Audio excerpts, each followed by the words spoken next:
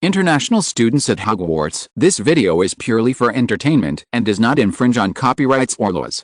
The rights to the novel and image belong to the original author. We do not claim ownership. Don't like waiting and want to listen to this fanfic in full now? Subscribe to our Patreon, where you'll find the best fanfics. Chapter 76 Lucid Dreaming. While Dumbledore was feeling dejected, Lou-Ren had already returned to the common room, where Harry, Ron and Hermione were waiting for him at this time. The common room was quiet, and the noisy cubs in the past had already fallen asleep. "Where did you go after passing through the wall?" Lou-Ren asked them in a low voice. If Hermione's experience is different from Lou-Ren's, then it's worth pondering. Maybe he will have to go to the office of an older sweet lover overnight. When something looks very much like a coincidence, it is often not a trick of fate but a man-made arrangement behind it. "I was teleported to the library. I am the kitchen.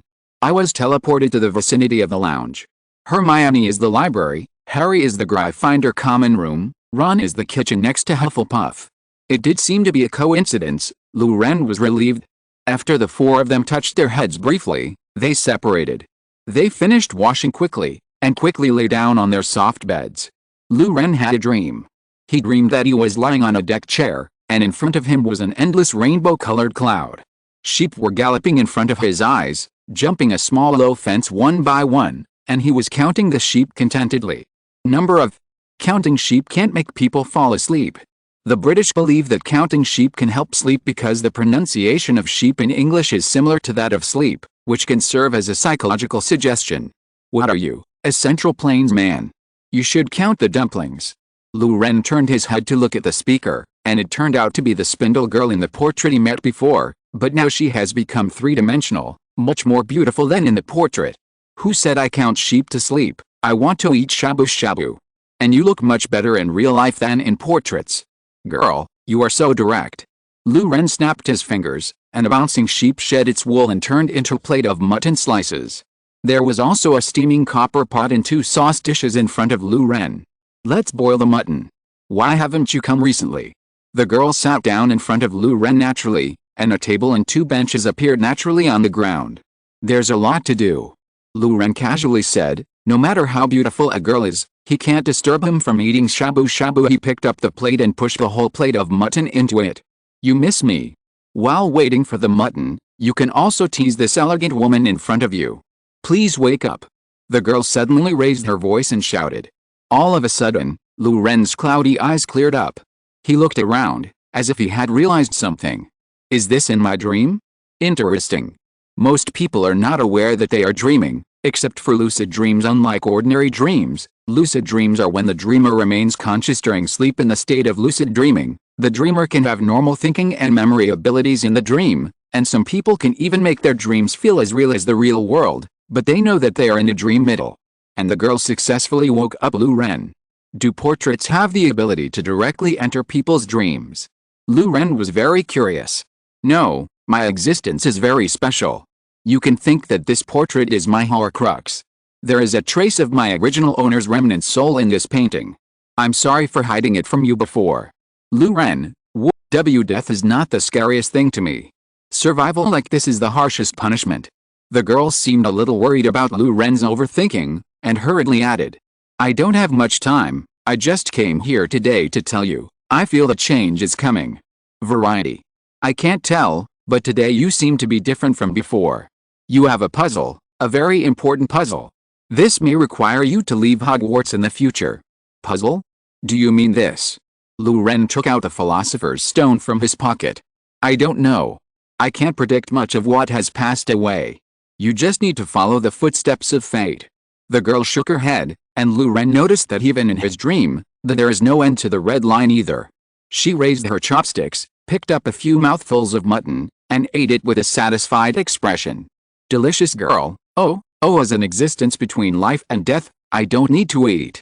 However, I still miss their delicious taste. I am actually very good at making wine. An uncle taught me. Next time I dream, I will bring you a jug wine." The girl smiled, and then she faded away. Lou-Ren's eyes gradually became blurred, and he fell into a dream again. When he woke up the next morning, he couldn't remember anything. The next day was Saturday, Lou-Ren's first weekend at Hogwarts. He was in bed, to be precise. He, Harry, and Ron were all in bed. They and Hermione had exhausted so much energy last night, it was really exciting, and this was the first time in their lives that they had experienced such things. These inexperienced boys and girls have overdrawn their physical strength, which makes them unable to get out of bed in the morning. Get up. Seamus Finnegan pulled back Ron's bed curtain. I'll bask in the sun when the sun comes out. Ron covered his eyes. Let me sleep a little longer, please. Don't lift the covers. Dean Thomas pulled back the curtain of Harry's bed, and there was a flurry of jumps. These noises woke Lou Ren up. He put on his clothes as fast as he could, and then walked out before they pulled back the curtain of his bed. He yawned and complained, "Can't I ask you to help bring the breakfast back? We are really sleepy." "Call Dad," Seamus said confidently. "What is it, call?" "Call Dad." "Hey." Seamus was stunned for a moment before realizing that he had been taken advantage of, and threw his pillow at Lou Ren. Lou Ren fought back vigorously, and soon the first-year Gryffindors became one. Soon the combination of Simo and Dean was successfully suppressed by Lou Ren's trio. The little play came to an end in the sound of Father's call and the promise to bring meals to the roommates on Sunday. The arena is about to open today. I don't know what will happen.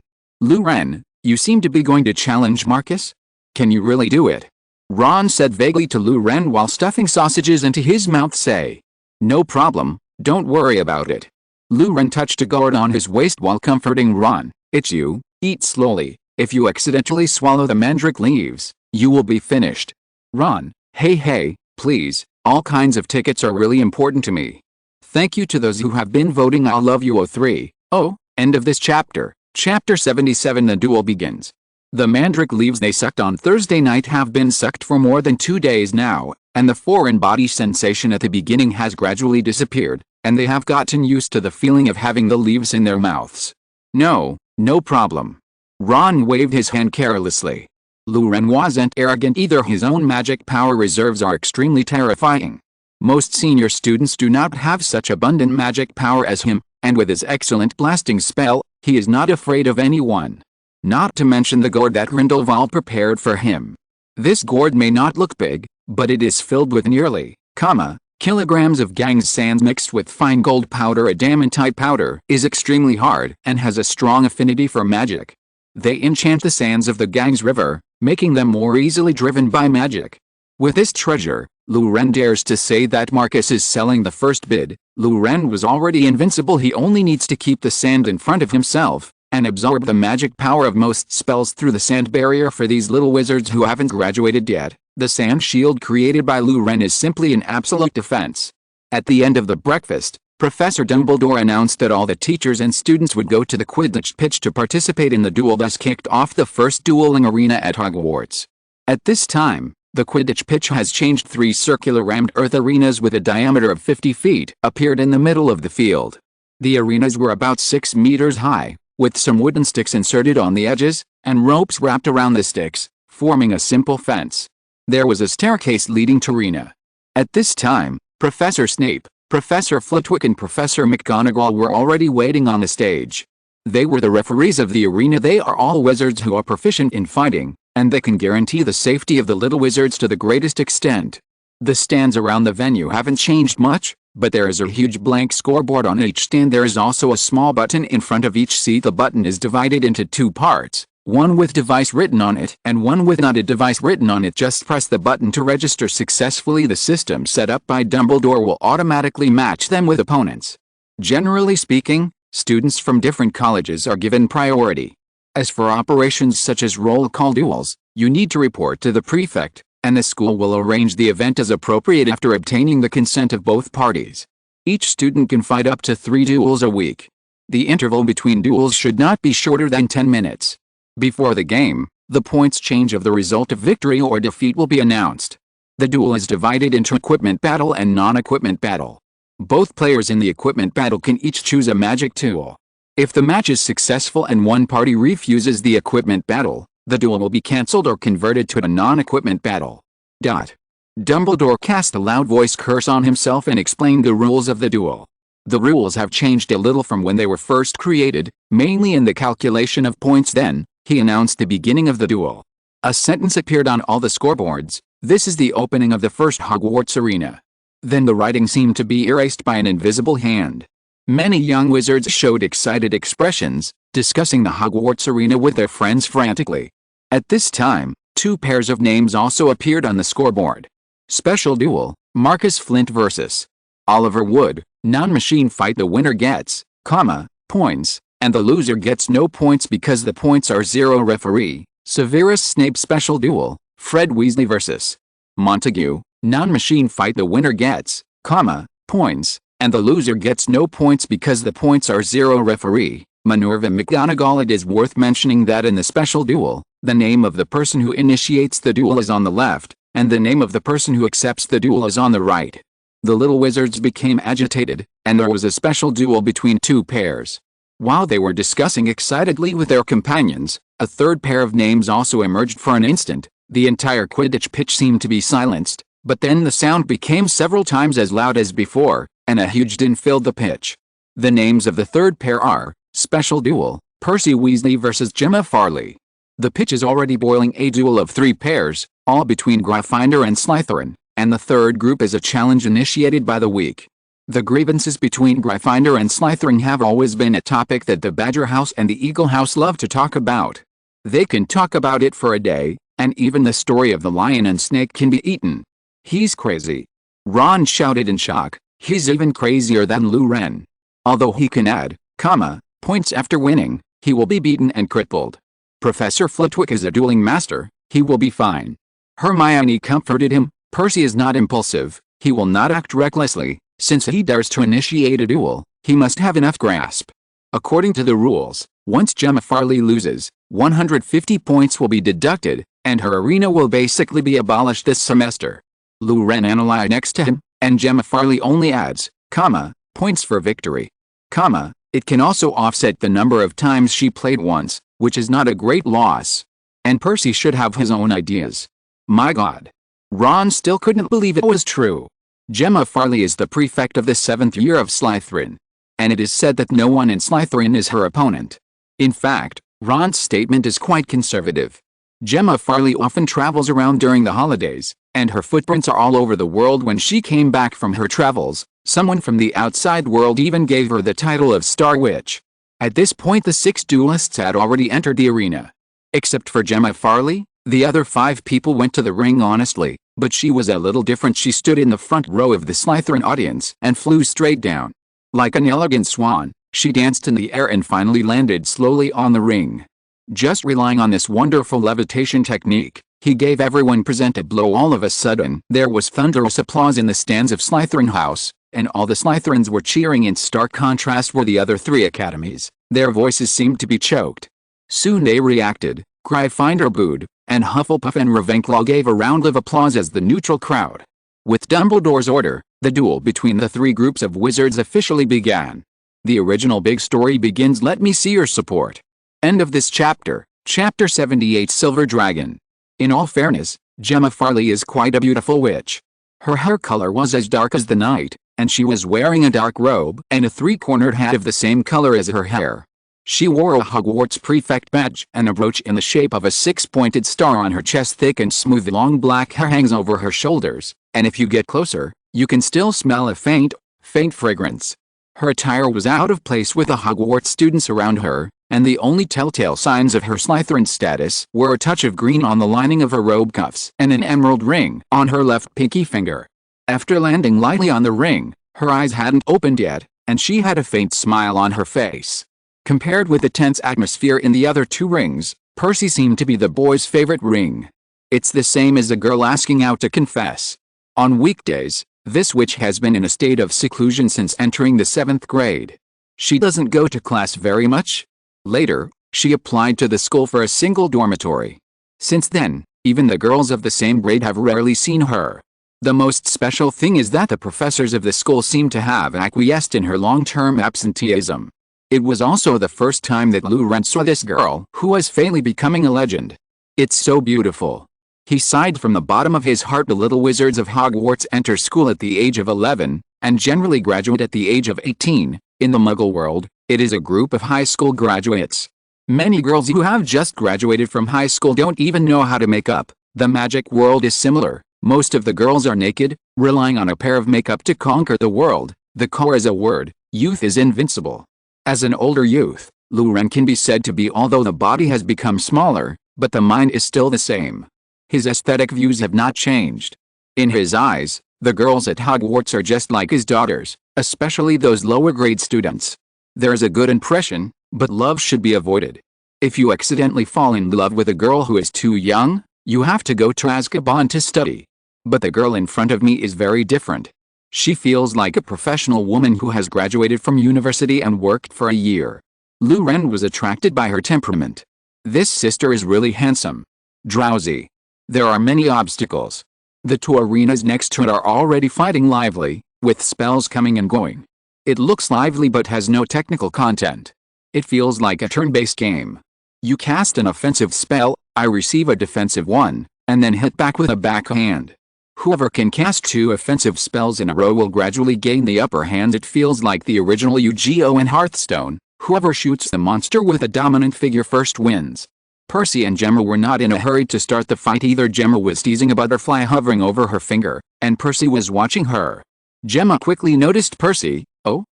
Are you the Weasley little brother? Why don't you attack?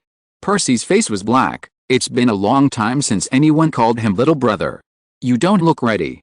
Oh, you are as rigid as the rumors say. In fact, I was thinking of giving up directly for the sake of Bill and Charlie. After all, I learned a lot from their outstanding seniors when they were in school. And it's really unfair to fight against you with my strength. Gemma still squinted her eyes and chatted with Percy with a smile. She really didn't seem to care about the outcome of the duel. But Percy's ears were completely red. He was trembling with anger. His hands and feet were cold. His eyes went dark. He really wanted to shout, "Can this school get better? When will I, Percy, really stand up?" Then give the arrogant guy opposite a set of punches. But he didn't. He just squeezed out a stiff smile. No need. Just shoot with all your strength. I don't want to defeat a person who releases water. Okay, I'm taking the liberty. Those 2 younger brothers won't try to win by opportunism. But I have to correct one thing. I let you win. It's not water, it's the sea. Gemma opened her eyes. She has big eyes like sapphires. It confuses other people. Why are such beautiful eyes always squinted to prevent others from seeing them?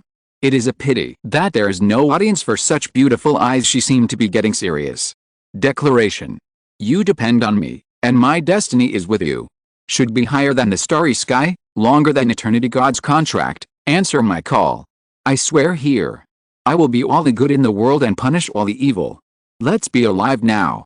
Silver Dragon Gilded Moon. Percy didn't pedantically wait for Gemma to finish chanting. He issued 5 or 6 attack spells one after another, but they were all blocked by a transparent air barrier in front of Gemma.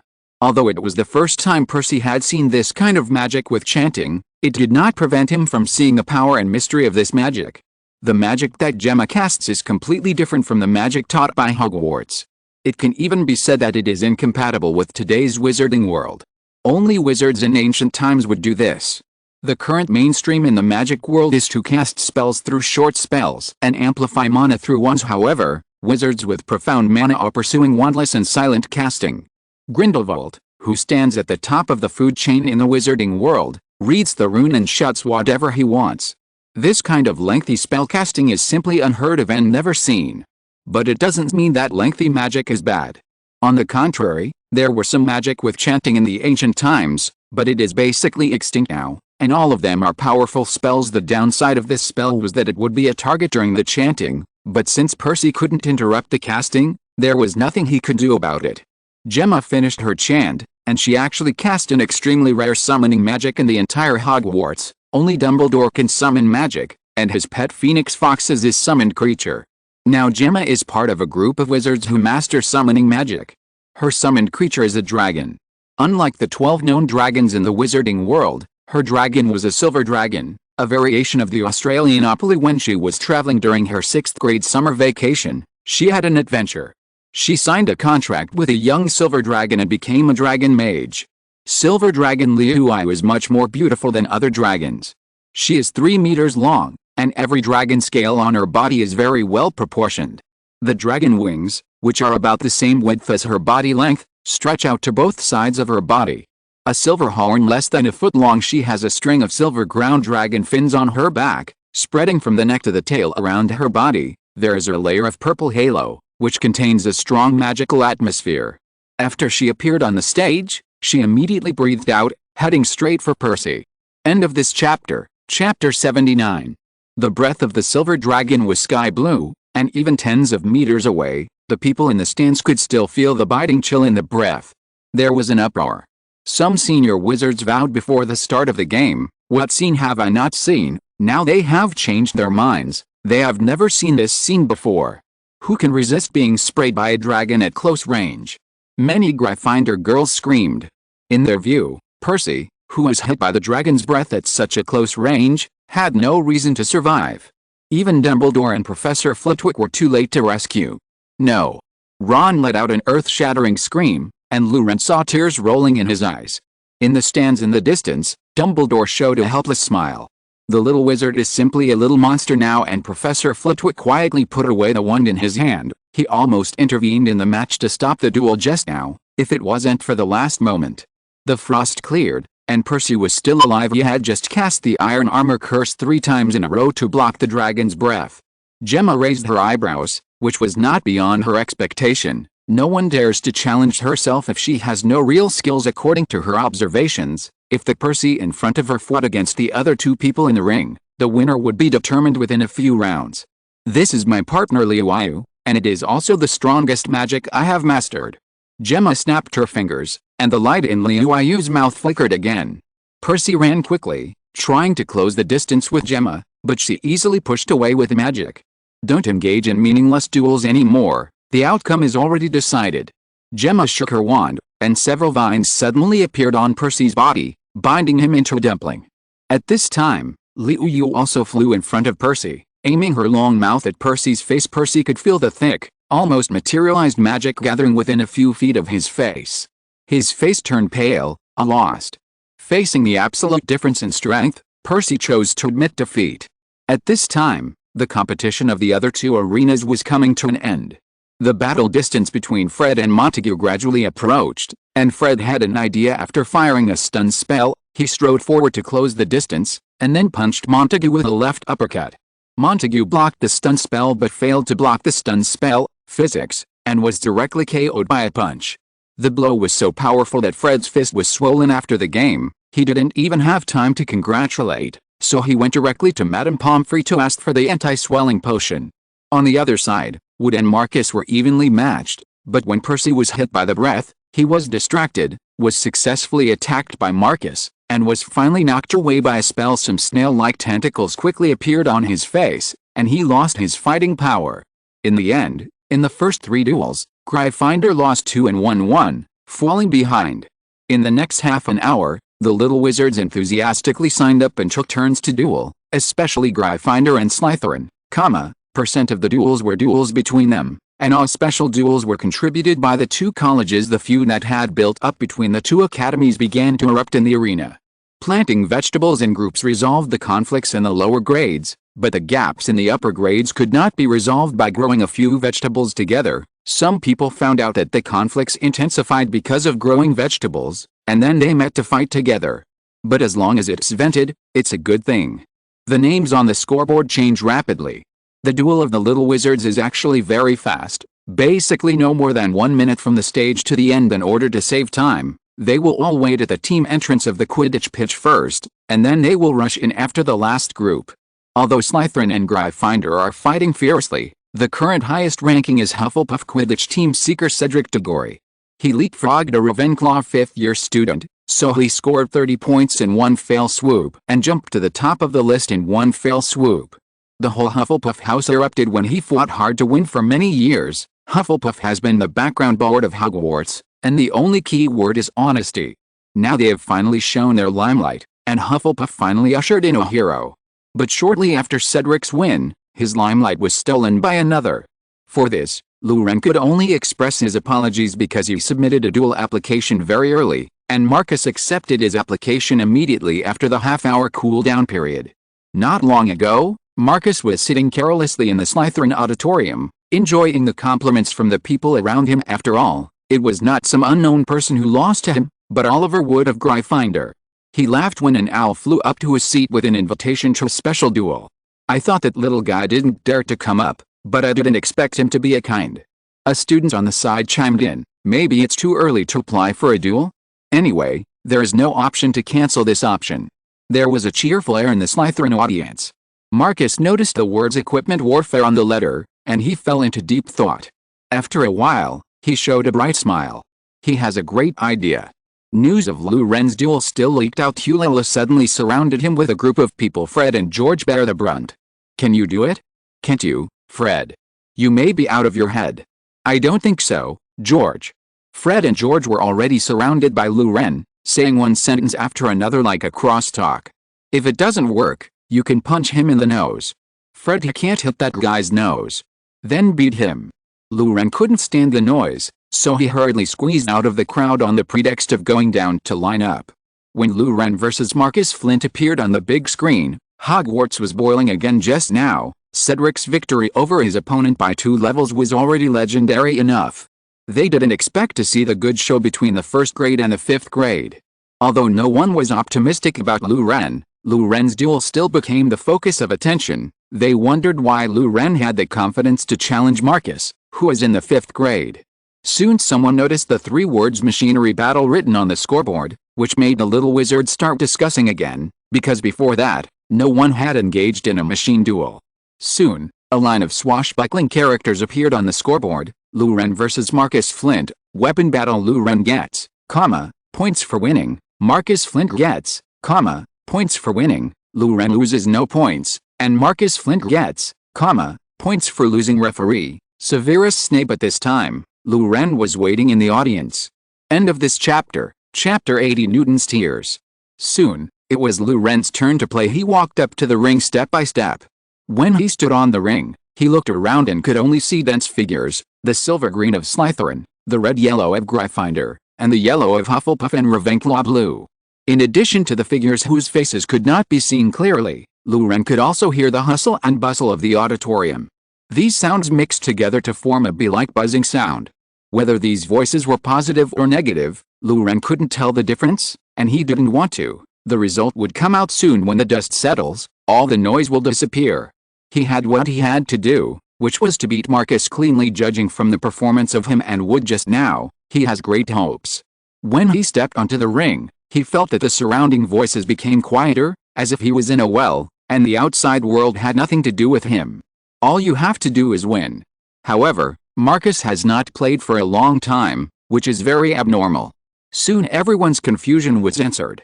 A shadow crossed the arena. Lou Ren raised his head and saw Marcus hovering over the arena on a broomstick. Ho-ha, Lou Ren, did you expect that?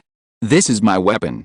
In terms of wits, you are still inferior to me, Marcus. Marcus sat on the broom and laughed triumphantly. Marcus, stupid, Grandpa can fly. Yes, in this kind of game, the side that occupies the air supremacy is basically invincible. The audience was in an uproar. Didn't expect that weapon warfare could be played like this. It's an air battle. This is much more interesting than honestly playing turn-based games on the ground.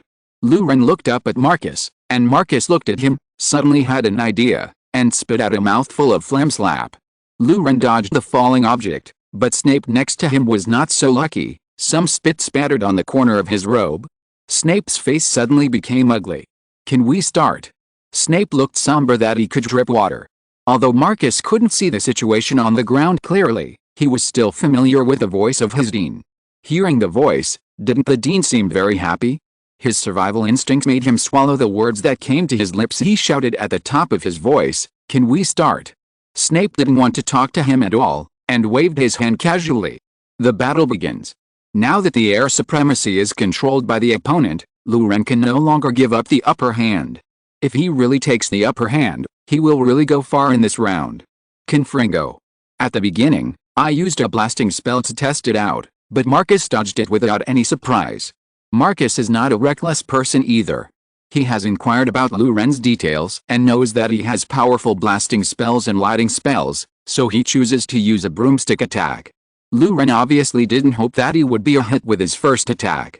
Just as Marcus dodged his blasting curse, he also pulled the stopper off the gourd at his waist, and a small flickering the silver-blue sand slid down from the mouth of the gourd, forming 2 small discs on the ground. At this moment, Marcus suddenly accelerated and dived down. He realized that in a duel, you don't have to use a spell to defeat the opponent, and you can also win by knocking him away with a broom. Although the sweeping 5-star under his crotch is a somewhat old model, it is still as fast as a bomber when it dives. The distance of tens of meters is fleeting. Sen. Lu Ren used the torch rune, and a circle of fire with a radius of 1 meter rose up beside him. The raging flames wrapped him up. Marcus quickly turned the head of the broom, fly low, but even if he evaded in time, the hem of his robe burned.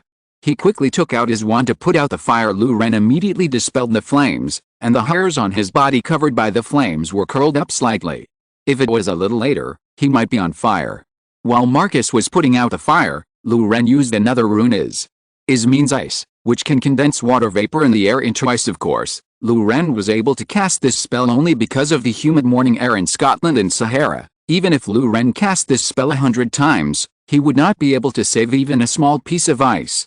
Lu Ren knew a little bit about every rune and magic text, but he was not very proficient. Except for sigil. After all, the first skill point of a mage is lighting.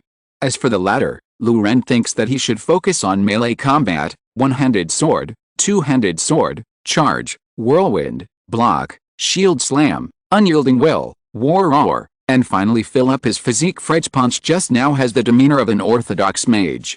The moist air quickly condenses into ice in the gaps in the sand, turning the loose sand table into a hole. Lu Ren stepped on it. He is in heaven.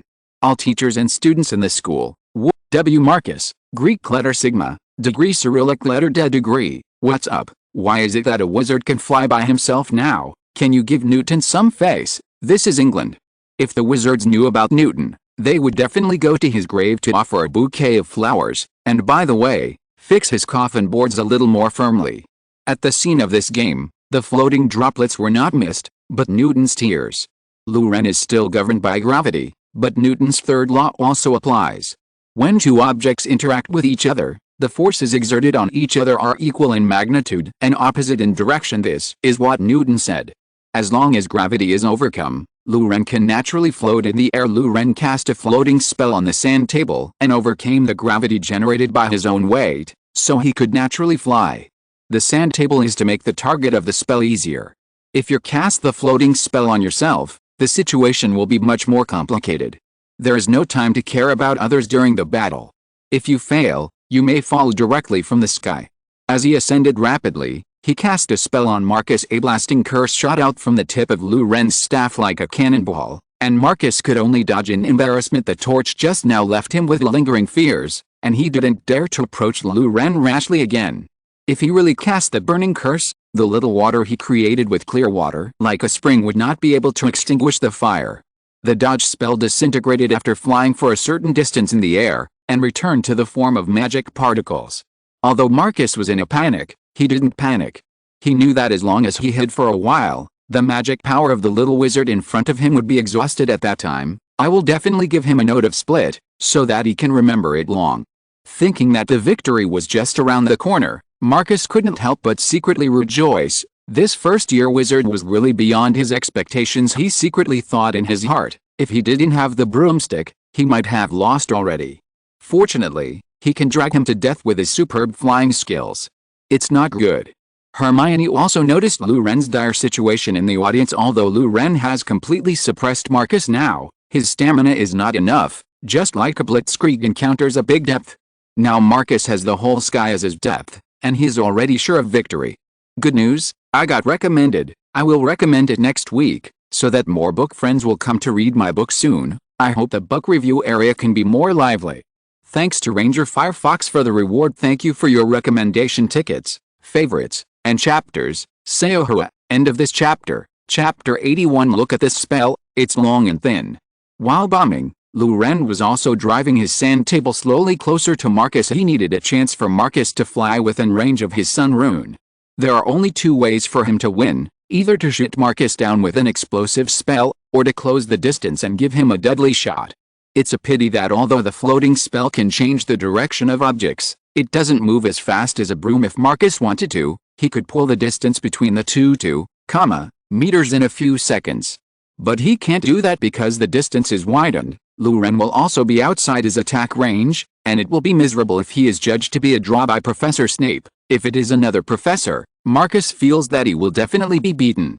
He was sentenced to lose, because he had already flown out of the duel ring in a strict sense. In other words, the referee was Snape, which made him feel a little more at ease. At this time, Snape was silently calculating the position of Marcus, and he had already decided that once Marcus flew far away from the ring, he would judge him to lose. Can Slytherin do whatever he wants? Dream, even Dumbledore can't save you. I said it, Snape.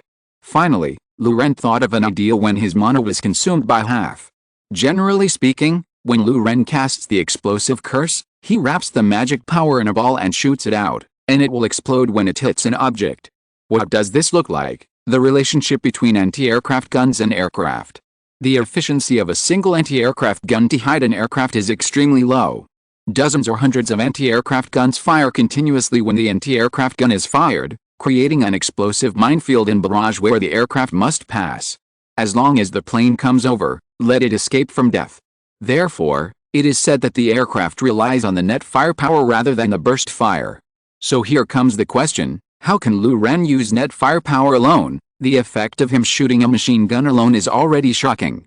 What's more terrible is that the fuse of Luren's cannonball is impact fuse, and the magic spell will explode when it hits the enemy. The more effective means of air defense are delay fuse and VT fuse, that is, time-changing fuse. The former explodes according to the prescribed time, while the latter intelligently and automatically adjusts the detonation time according to the distance of the explosive. Luren only had the most primitive means. Does he have the ability to develop the latter two methods on the spot? Sorry, Luren can't do it. Now he has to control the sand table to carry himself to fly, and also suppress Marcus with firepower. Otherwise, with Marcus' flying speed, Luren will be hit as a target. It's not easy for him to do this. What's more, according to the statistics of the US Navy after the war, shooting down an aircraft requires more than 2,800 ordinary shells. What's more worth mentioning is that the shells with a VT fuse just mentioned need more than, rounds to shoot down an aircraft. 2,800 explosive spells. Luren has already been squeezed dry. Even 300 rounds are very difficult. So making spells look like cannonballs has no future. Luren noticed this. So why does it have to be dotted? Obviously it's just a lump of magic power, wrap it up and throw it out. So why can't the magic be stretched a bit longer? What I used was not a traditional wizard spell, although that's what I said. The words yelled are just the ability to give magical power to explode. Luren thought for a while, swung his wand down, and stretched the magic power as far as possible before casting the spell, and then the audience saw that Luren forced out a wave of light. Confringo change. Marcus, people are stupid. You tell me it's called the explosive curse? Exclamation mark. Isn't this really something like Eastern Sword energy? Why are you so long? The consumption of this spell is several times that of the previous cannonball, but it is 100 times longer. Marcus visually estimated that the sword energy just now must be 5 feet long, that is, 1.5 meters. Although it looked weak and dissipated within a few tens of meters, Marcus didn't dare to bet on its power. If it is really fierce, a person may be cut in half after eating a spell. No matter how superb the medical skills of Hogwarts school doctors are, they can't save a person who is cut in half, right, especially the ones cut vertically. The students in the audience were in an uproar, and the professors also showed surprise in their cognition. The explosive curse is a ray of light that explodes wherever it hits. It's surprising that Luren fired explosive spells like a machine gun, but it's still understandable. But what the hell is this sword energy? It's like a gun. It fires fast and has a lot of bullets, which is understandable, but isn't it a bit too much for you to shoot a space rift with one shot? Seeing that the experiment was successful, Luren smiled like a child. He had long since discovered the regularity of Marcus's evasive ways. If Luren fired 2 explosive spells in succession, in order to avoid them, Marcus would habitually fly between the 2 spells. If it was a point attack, it would be harmless, but this linear spell will completely block the evasion space on his left and right. The only places he can fly are up and down and front and back. Then what if I cast an explosive spell on the top and bottom? These 2 spells can each have a little angle, so that they can also block Marcus's rear, and he can only move forward. Luren did whatever he thought of, and he didn't want Marcus to be familiar with his attacking methods. The 4 curses were shot out almost in no particular order. Marcus yelled, "Damn!" He subconsciously flew into the middle of the spell, and then he keenly judged that all directions of him were locked. Without hesitation, he immediately drove his broom forward. Luren was overjoyed. I got it. In front of Marcus, There is another explosive curse waiting for him. Marcus was so decisive that he jumped off the broom. Before jumping off, he pushed the broom into the sky, just in time to avoid the oncoming explosion curse.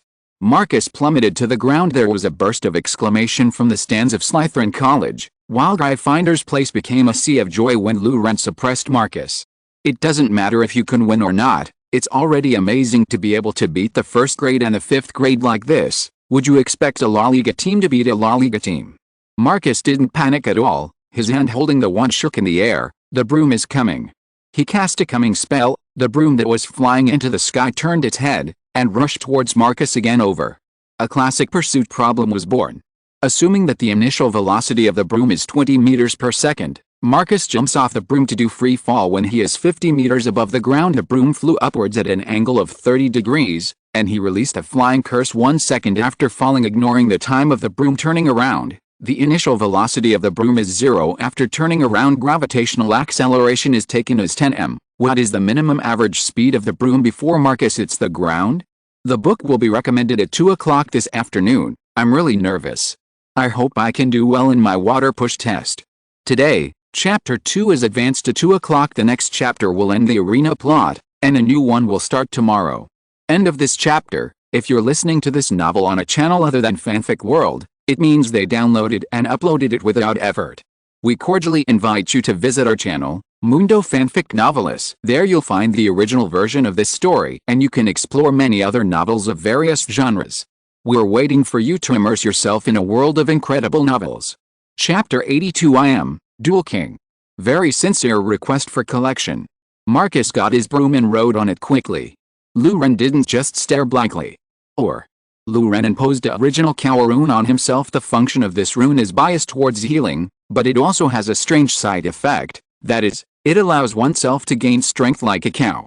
In fact, each rune has its main function and side effects. For example, Jer will overdraw the vitality of the cast target, and excessive use of Sigil will make people fear the dark under normal circumstances. Side effects do not seem to be a good word, but if side effects can be used reasonably, it can turn waste into treasure. The well-known drug sildenafil, commonly known as Viagra, was originally intended to treat cardiovascular diseases, but the results of clinical trials did not meet expectations. However, the researchers found that the healers were reluctant to hand over the rest of the drug after receiving the trial drug. After investigation, it was found that this drug improved the patient's sex life. So the famous man-happy medicine was born. The same goes for the rune for Lou. Its healing effect can only be said to be unsatisfactory, better than nothing, and a bottle of white fresh food is more useful in many cases, but the power bonus it brings is considerable. Then Lou cancelled the floating spell cast on the sand table. He fell straight to the ground. When falling, although he has a strong sense of weightlessness, he is still very used to it, as he likes to do roller cars and Big 8 pirate ships. He waved at Marcus and used a few exploding curses, a trick that is popular all over the world. Tricks are Lou most effective means of attack. There is no need to sacrifice strengths for weaknesses. Marcus managed to dodge. It has to be said that his flying skills are the top of Hogwarts. But the distance between him and Lou was also shortened to within 10 meters. Sigil. Lou shouted out the sun rune with all his strength, and at the same time he closed his eyes. Marcus saw the sun. Marcus, under normal circumstances, the eyes can protect themselves from the intensity of light through the adjustment of the pupils, but direct viewing of strong light sometimes exceeds the ability of the eyes to regulate, causing damage to the fundus and surface burns. Take Marcus for example. He now feels severe pain in his eyes, and there are tears in the corners of his eyes, and he tries to open them, but he can't open them at all. He can only cover his eyes and scream on the broom. Because Lou closed his eyes, there was only a warm red light in front of him. After the magic effect disappeared, he was already standing beside Marcus, but Marcus didn't notice it at all. Hit me. Lou rallied and punched Marcus in the stomach with a blow. He heard the sound of bones shattering and saw Marcus's breakfast mixture. Marcus fell straight off the broom. Just when he was about to touch the ground, Snape caught him with a levitating spell. The audience in the auditorium was shocked by these repeated reversals. They didn't realize it until Snape gave Marcus a loss. Deafening cheers erupted from the Gryffindor stands. Lou also gradually broke away from the state of concentration. He felt as if someone had turned up the volume button in his mind. Lou could barely hear what was going on outside during the game, but now he could hear people shouting, Screaming, clapping, applauding, he even faintly heard Hermione's voice. Lu Ren looked at the scoreboard, and the scoreboard quickly wrote Lu Ren's name on it in cursive characters. Words like Lu Ren. 100 inches topped a list, pushing Cedric into second place, while Marcus sprinted back to first place with a score of -90. Lu Ren concluded that Marcus was abolished this season. Dumbledore cast a restoration spell on him, which healed his physical wounds, but if there was any shadow left in his mind, then he could only ask Merlin. Wonderful. Professor McGonagall said loudly across the ring. Lu Ren couldn't believe that Professor McGonagall uttered this sentence. This is definitely the highest level of praise. Find Miss Pomfrey and ask her to give you a physical examination and restore your energy. Professor, the confinement. Lu Ren asked hopefully if he could accommodate him. He didn't really want to stay up all night anymore. He was really too tired. Go and find Miss Pomfrey. You must be suffering from paranoia. Professor McGonagall's expression changed, and he pointed Lu Ren in the direction of the emergency department. At this time, the cheers in the Gryffindor auditorium gradually became unified, and gradually overwhelmed the voices of other houses. Dual King! Dual King! Dual King! They shouted in unison. Although Lu Ren's strength on paper is not yet ranked number 1, but he is indeed ranked no. Now wasn't that enough that he beat a 5th-year Slytherin head-on? If this is not enough to be called the Dueling King, is there any reason for this? Is there still Wangfa? Many Gryffindor students said confidently, Lu Ren is our king. Obviously, this title is not enough to convince the public. Many Slytherin students booed directly, and some even shouted, Prefect Gemma is the Dueling King. The Ravenclaw students looked at the noisy Gryffindor and Slytherin students with caring eyes. Of course, they gave a courtesy applause to Lu Ren, a first-year freshman who beat the strong with the weak. Lu Ren found Madame Pomfrey. She was at the entrance of a tent next to the arena, with an anxious look on her face. Dumbledore is really crazy. Her tone revealed helplessness. The students who came to me in just half an hour were more than the total number of students who were injured in the whole semester. Are you okay? Is there something uncomfortable? She checked Lu Ren's body. Lucky boy, don't be brave next time. After finding that Lu Ren was intact, she immediately sent him away. Before he returned to the Gryffindor auditorium, a butterfly flew over and flew around Lu Ren, as if it wanted to land on Lu Ren's fingertips. Lu Ren, Cyrillic lettered X, oh gan, it's a bug, don't come here. The butterfly circled around a few times but failed to touch Lu Ren's finger, so it turned into a piece of parchment with a bang. It read in cursive letters, can we have a private duel tonight? Professor Dumbledore can be the referee. A duel with a powerful wizard will do you good.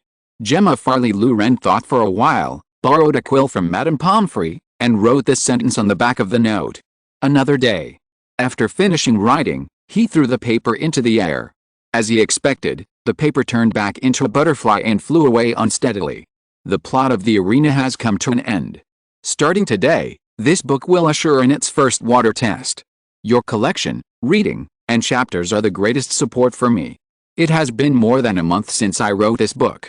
It is really not easy to have such a day. Fortunately, you are with me all the way. By the way, please don't cancel favorites. Favorite downs are really troublesome for a book that's in the recommended slot. End of this chapter. Chapter 83, Confinement in the Principal's Office after school. Lu Ren returned to the Gryffindor stands. As soon as he stepped onto the stands, several figures rushed over. It was Hermione, followed by Harry and Ron. You're amazing. Hermione's voice was a little hoarse, her entire face was flushed, and she looked extremely excited. Her hands were both red, she was so red from slaps. Brother, you are too cool. What is that light? Mysterious Oriental magic. Ron also came over. It's Kung Fu, it must be Central Plains Kung Fu. Harry retorted beside him. It's just a small variant of the explosion curse. I'll teach you guys when I go back. Lu Ren felt a little embarrassed, so he quickly clarified. The four returned to the stands laughing and joking, but at this time, the Gryffindor students were all excited when they saw Lu Ren and the others came back, and some even took out the fireworks. I'm afraid only Merlin knew where these fireworks came from. Fred jumped onto a seat with a jug of suspicious liquid in his hand, yelling, we can't keep celebrating. Everyone, oh Fred, but we can celebrate for a while. Everyone, yes. Fred, we can only celebrate for a few minutes. Everyone, oh Fred, but tonight we're in the break room all night. Everyone, yes.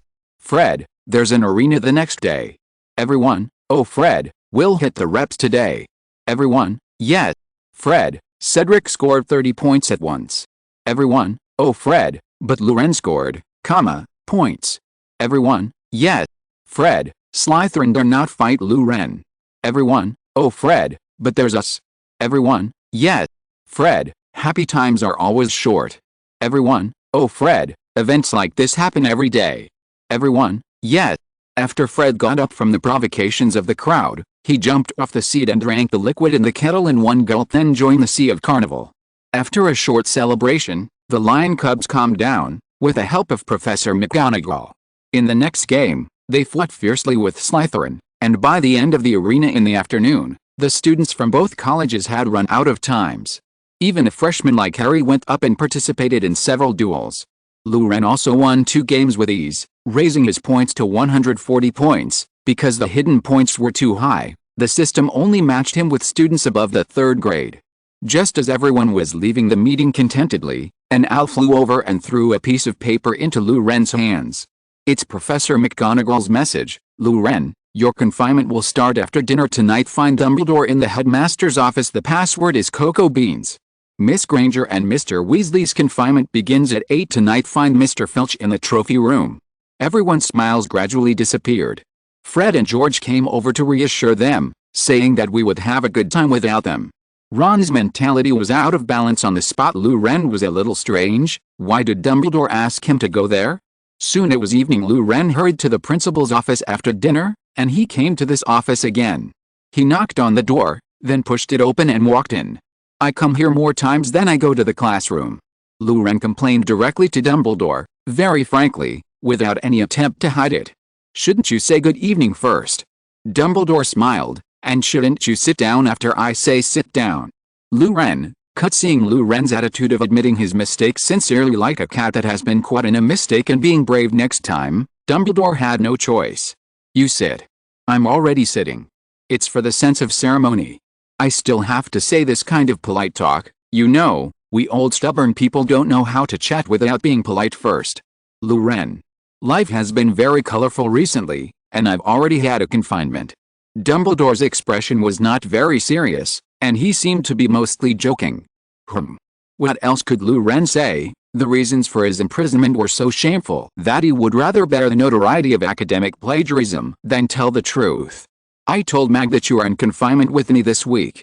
Loren's well-informed little mind, which had read countless films, couldn't help making many associations, but he stopped in time. Where did you hide the Philosopher's Stone?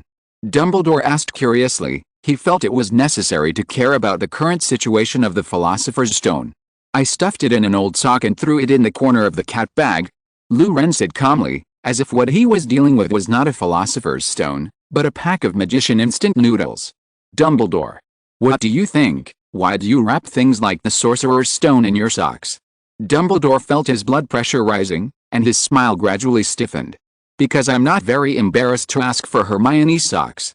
Loren spread his hands and said innocently, his expression was as innocent as the fat tiger he raised, I can't go to Hermione's bedroom to get them? Dumbledore, wait a minute. He took out his wand and tapped it on his heart, and a white light flashed away. Let's continue talking. Loren found that he had a tendency to change the world line, so he quickly stopped teasing. Actually, the root cause is bad taste. Wrap it in a stinky sock. Even if Voldemort gets it in the end, it will still disgust him for a long time. I don't know how to use the Philosopher's Stone. Is it oral? Dumbledore laughed. Yes, basically it can be said to be oral. Loren slapped his hands. Nice. He felt that Voldemort would rather find other ways to be resurrected than eat the Sorcerer's Stone enchanted socks version. What an arrogant person he is. Even things like Horcruxes are the most high profile. He can find an inconspicuous thing to make a Horcrux, and then find a place to throw it, such as in the sea. Who can find it? Although my subordinates can't find it, it's better than being found and destroyed by the Order of the Phoenix. Loren thought for a while. If he wants to make a Horcrux, he should find a museum and turn some inconspicuous cultural relic inside into his Horcrux. In fact, the pile of hay and how Lindsay Gold exhibited in Shambo is very suitable. Not only has the historical background, but also is particularly difficult to find. However, Horcruxes are definitely the worst choice for longevity. Its effect is only to protect you from death, and it will also make people look like ghosts or ghosts. Think about Tom Riddle. Regardless of his character when he was in school, at least he was still handsome, but after making the Horcrux, he really looked the same. Stop talking, Luren, I need your help. Dumbledore's expression became serious.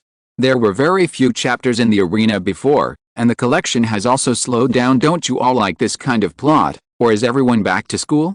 Fortunately, the following plots are relatively easy. Oh, rush, in order to recommend promotion, rush. End of this chapter. Chapter 84 The Secret Behind Phineas Black's Portrait. I need you to help me design a level to protect the Philosopher's Stone. Luren was silent after listening.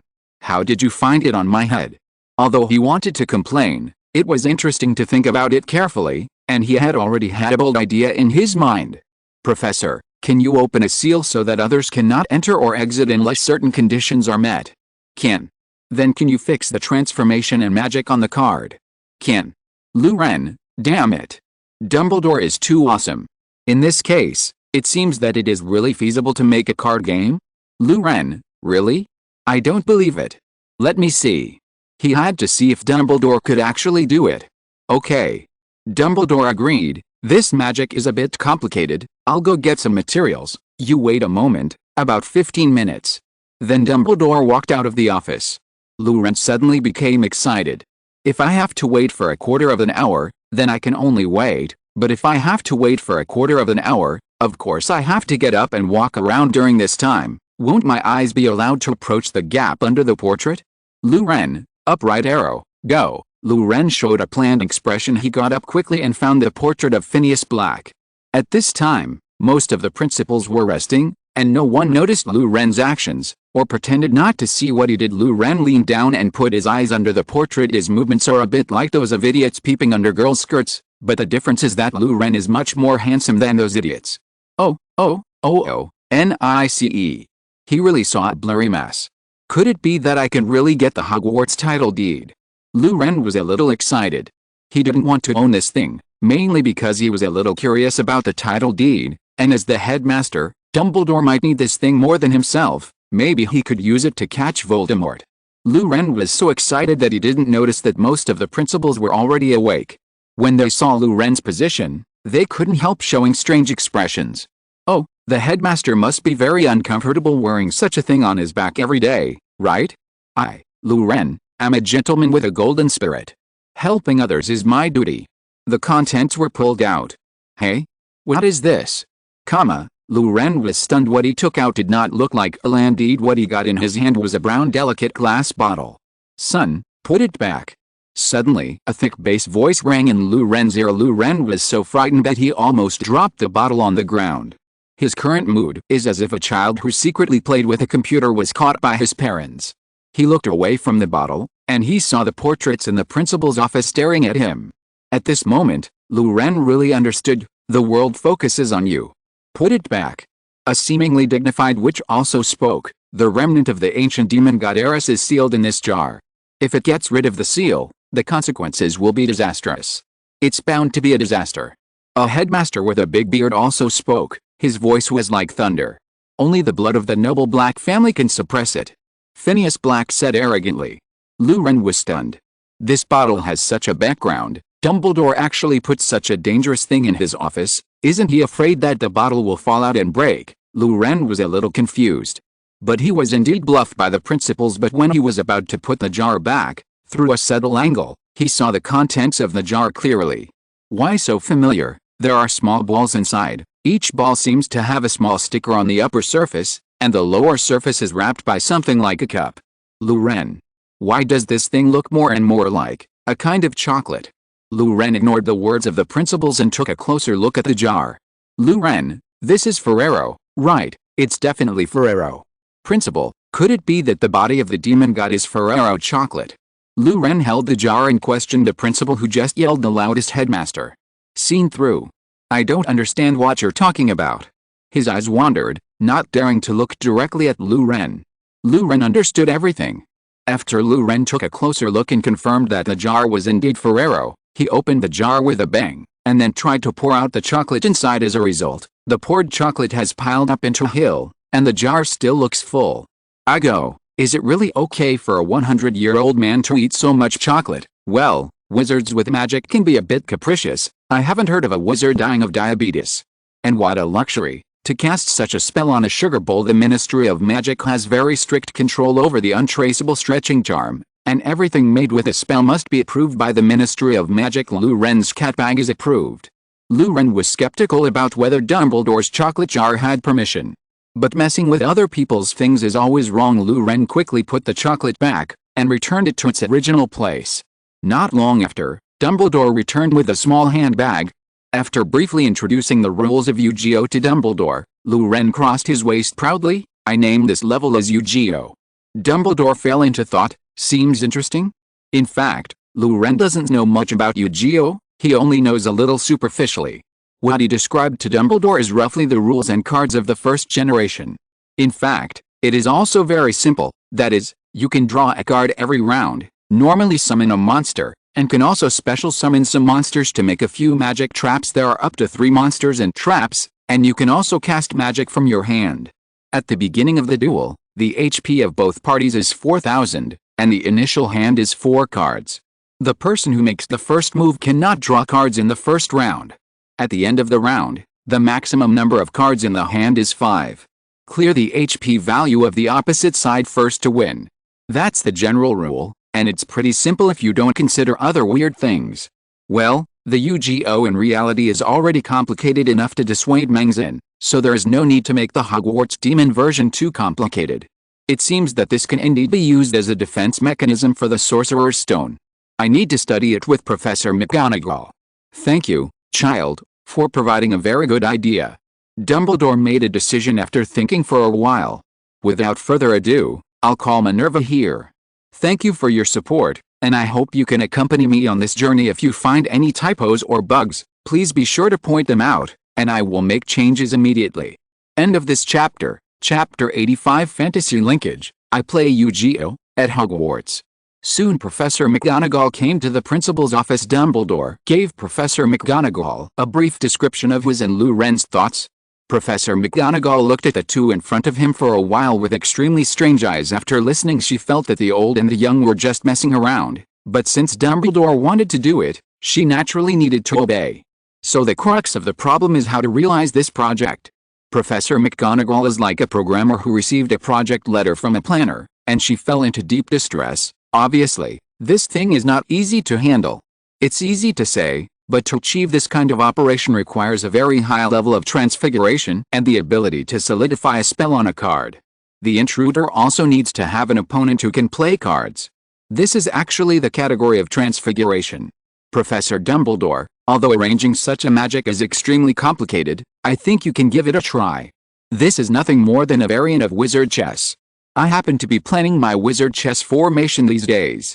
Some ready-made the results can be used for this. Professor McGonagall had a flash of inspiration and had a countermeasure. She and Dumbledore immediately started muttering, and then they cleared out the office and cleared the place. Dumbledore produced hundreds of palm-sized parchments, which he began to cast spells on from time to time. He asked Lu Ren to help him design cards. Professor McGonagall placed 3 stone pillars on both sides of the venue. The hours passed quickly. They finally built a skeleton of the level. Lu Ren, come and play a game of cards with Dumbledore. If you win him, your confinement will be over tonight. Professor McGonagall ordered. Then she walked to the corner of the office and began to watch the battle. Lu Ren looked back at the exit and found that the exit of the office had disappeared. You can only leave here if you win the battle. Dumbledore stood up. Come and build your deck. He handed over 300 pieces of parchment. These are the efforts. Lu Ren stepped forward and worked hard to make a set of cards for himself from the barren choices. There are a total of 20 cards in a set of cards. It seems easy to choose 300 out of 20 cards, but it is actually very difficult to take into account card checking, clearing the field, standing on the field and saving your life. After Lu Ren formed the card group, he said to Dumbledore, "Okay, then let's play cards." With a flick of Dumbledore's wand, the decks of both sides flew to the side of the field, disrupting the order. A scoreboard appeared behind each of them, with a number 4000 displayed on it.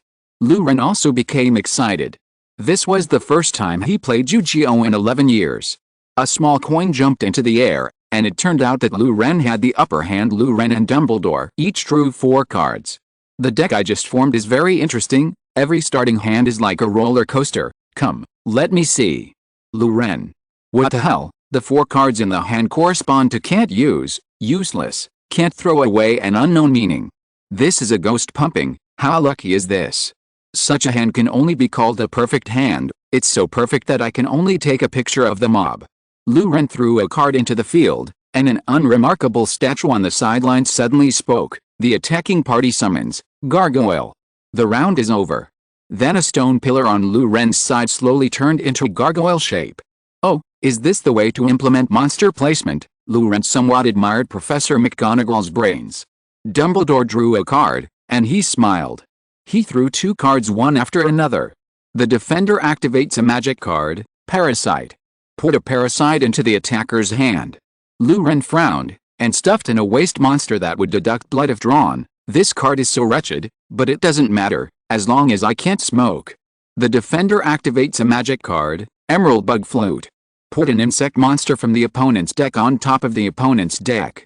Fuck, Dumbledore also brought this kind of unknown card, just to annoy me. In fact, shuffling a parasite is not a big problem, but the key is that it cancels my card draw phase in disguise, and with my current perfect hand it is very necessary to draw cards. Fortunately, what I sent was a gargoyle with a defense of 800 points. Dumbledore should not be able to dispel me, okay? Question mark? Then Dumbledore threw out the card he had just drawn, and it was a troll. It has 400 attack power, but it can have the defense power of a monster on the field. Half of 800 is exactly 400 points. The giant waved a big stick and smashed Luren's gargoyle to pieces. The shattered gargoyle took the shape of a stone pillar again. Luren. Well, there's nothing wrong with a magic draw. Luren comforted himself in the next round. Luren drew out the parasite, then deducted 1000 HP, and then he put it on with the mentality of recycling waste. It was Dumbledore's turn, and this time he finally didn't do anything wrong. He just cleaned up the parasites that Luren put out. Next is my turn. Draw cards. Luren shouted in an extremely passionate tone. This must be a card to save me, right? Luren glanced at the newly drawn cards. Well, the round is over. This card is unplayable. In the next round, Dumbledore didn't play any fancy tricks, and directly slapped a centaur, and combined with the trolls already on the field, directly pushed Luren's bloodline to 2000. Luren clasped his hands together and prayed secretly, let's play another normal card, otherwise we really can't play it. It's my turn, draw a card. Luren drew a card. Maybe his inner prayer had manifested, or maybe his bond with the card was enough, and he drew a dragon card. Originally, this kind of dragon needs a sacrifice to summon, but Luren has a card that was drawn at the beginning of the game but has been stuck until now, the Martyr. A sacrifice can be made by discarding this card. Come on. Welsh Green Dragon. Luren's Welsh Green Dragon first crushed the centaur, and then triggered a special effect, destroy an opponent's monster, and a dragon can be randomly summoned from the deck. Then Luren randomly summoned a Hungarian Horntail. Very good, the formula for victory has been written. Luren felt that the flow had changed, and he had already seen the dawn of victory. The Hungarian Horntail and the Welsh Green Dragon are dragons.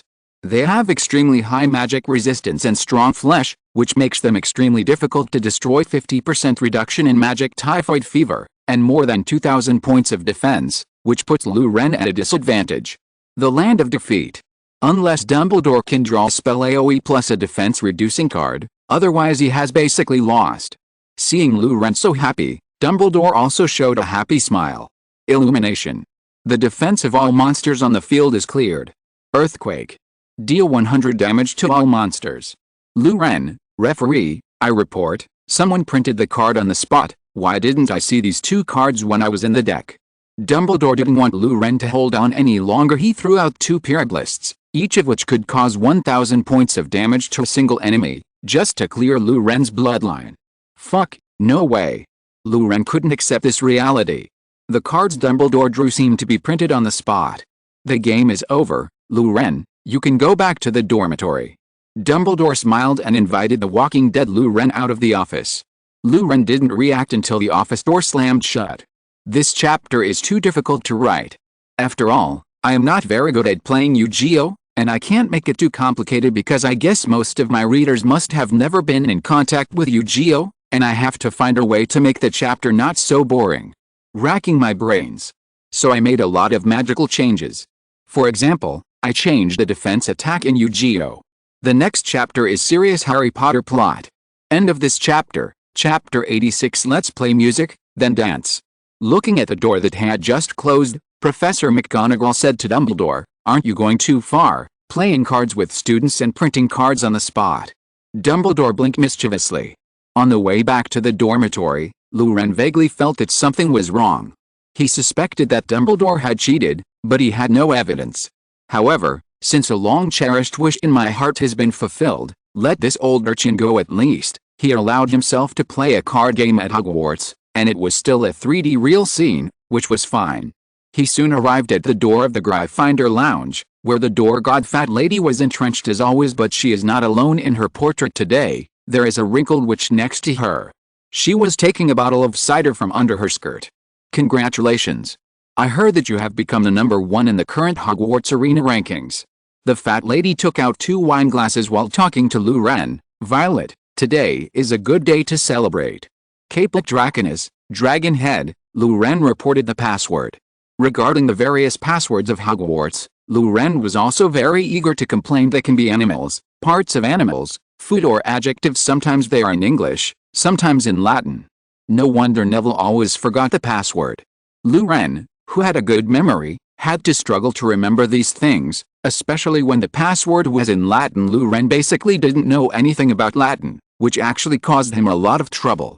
The portrait unscrewed following the password, and the noise in the lounge filled Luren's ears. The Gryffindor Lounge is now a discotheque. Although it was close to midnight, the little lions were still venting their energy in the lounge. They were screaming, cheering, and writhing to the music. It wasn't people who played the music, but some musical instruments that could play automatically. Some were wrapped with Gryffindor flags, some were carrying butterbeer, and even a couple of seniors were hugging each other. The sound insulation effect is really good. Luren exclaimed. The inside of the Gryffindor Lounge was already like a disco, but it was still quiet outside. This was much better than the jerry-built apartments he lived in before, and he often heard the men next door and upstairs bullying his wife late at night. Those ladies are always screaming so loud it's pathetic, but it seems that the screaming of those male hosts never stopped after they went on a business trip. Maybe those ladies like to watch scary movies at night. Fred, who was in the center of the crowd, saw Luren, and he shouted, "Our protagonist today." The lion cubs looked towards the door, their voices paused briefly, and then they all cheered and screamed. "Go on to the music, go on to the dance," he yelled. "Tonight's consumption will be paid by us," George shouted. Luren was shocked. "Where did you get the money? But it seems like all your stuff is for nothing. The flag of Gryffindor is ready-made, the butterbeer and various small sausages should come from the kitchen, the fireworks should be brought by the students. As expected of you, Fred and George." A tall figure rushed over like a whirlwind, and Luren recognized it. It was Angelina Johnson, a third-year senior. She had black hair tied into a twisted ponytail. "Nice job. I've been wanting to punch Marcus in the stomach for a long time." Lee Kyadin wrapped the flag of Gryffindor College in his hand around Luren's body like a cloak, followed by cups of butterbeer and sausages. Fred disappeared for a while, and when he came out, he already had several small barrels on him. A small hose was attached to each barrel, and when Fred opened the valve on the hose, a reddish liquid would gurgle out of the tube and pour into one empty goblet after another. "Don't worry, come one by one, I'll treat you." He filled the goblets of every little lion who came to him, and his eyes lit up when he saw Luren. "Come on. This is a gift from Dionysus." "Fred, where did you come from?" Luren was very surprised. Hogwarts does not serve alcohol, and butterbeer, a functional drink that only contains a small amount of alcohol, is already the limit. Apart from this, the drinking pleasure can only be obtained from marmalade pudding. And marmalade pudding is a dessert. It is made by dipping a cake in wine and topped with jam, jelly or custard and whipped cream. It's hard to tell whether you eat or drink first. "Hey. I'm George. That twisted maggot-like guy over there is Fred. Don't mistake him next time." Fred hates being called by his name wrong. One of the twins winked at Luren. Blink. "Luren, Fred, you really should change your tricks. Also, don't change the subject. Where did the wine come from?" Fred's face froze. Why doesn't this trick seem to be very effective recently? Have to develop a new routine. Ren still has some experience in distinguishing these two live treasures. Fred was the slightly more outgoing of the two brothers, and he did things too, often with Fred doing first and then George following, so Fred and George instead of George and Fred. Fred. What are you doing? Mommy knows you're serving wine to such a young child, she's going to kill you. Percy suddenly appeared next to Fred and blocked his hose up. It's not wine, it's just expired grape juice. Fred shouted, even the Sultan of Roma City won't trouble me. Nonsense. Percy glared at him. Ren, your use of the blasting spell today is really excellent, very creative. And you have a strong ability to adapt to the situation. I met you from the first day of school. It was determined when you were young that you are a talent. Percy, today is a happy day, don't be so serious. At this moment, a beautiful girl with long curly hair suddenly appeared, took Percy away, and took a bucket expired grape juice. Percy could only shout from a distance, I'll talk to you later. Ren recognized it as Penelope Clearwater, a fourth-year Ravenclaw student. Ravenclaw students actually appear in the Gryffindor common room? Fred leaned over, and without Ren's explanation, he gave him a glass of juice. Try it. It's free for a limited time, and you'll be charged next week. Ren gulped it down, smacked his lips, and felt that the taste was not bad, mellow and delicious, without a trace of sourness. It was more like sugar water, which matched today's atmosphere very well. Ren asked for one glass after another, and everyone congratulated him. It took Ren more than half an hour to get rid of the fanatical lions and go upstairs to the dormitory. He soon fell asleep in bed. The previous chapter was about playing cards. I was worried that book lovers would not understand or like it, so I published 2 chapters in succession to prevent everyone from deleting the book. 3. Please, I want everything, not picky eaters. Don't keep books these days, you will kill them at present. In the recommended position, follow-up data is extremely important. End of this chapter. Chapter 87, The Shocking Scandal at Gringotts. The next day, Ren woke up very early, waking up thirsty, and at the same time suffocating to urinate. The strange thing is that although he drank a lot of grape juice yesterday, his head didn't sink at all. In fact, hangover is also called upper head, which generally refers to dizziness, headache and other symptoms after drinking. There are alcohols, fusel alcohols and aldehydes. Alcohol is unavoidable. It can dehydrate the body. This is why people often go to the toilet after drinking. If the body is dehydrated and cannot be replenished in time, it will fight for the water in the brain to make up for the lack of water in itself. This tightens the brain, which in turn pulls on the diaphragm that connects the brain to the skull, causing pain. However, if fusel alcohols and aldehydes can be removed, the above symptoms can be alleviated. Good wine has reduced these things through the aging or refining process, so it is not easy to get on the top. Fred should have figured out a way to get these things done so that he can brew grape juice that won't be uncomfortable to drink. Ren still has some insights into red wine. In his previous life, he often went to some wine cellars in Paris to buy wine, mainly to bring back to China as a gift to relatives and friends, where he gained some superficial knowledge of red wine. According to his experience, sweet red wine is easy to get drunk, but not easy to drink. Of course, this may also have something to do with the winery, and the winery of sweet wine is generally quite good. When he used to go to the wine cellar to buy wine for the elderly at home, he was often recommended sweet wine. As for the drier red wine, even the better bourgeois wines will be topped. As for the high-end wines, they have never been topped, because there is no money to drink them. After solving all kinds of problems, he went to the auditorium. When he passed a classroom on the way, he happened to meet Percy, who came out of it. His hair was messy, but he looked good.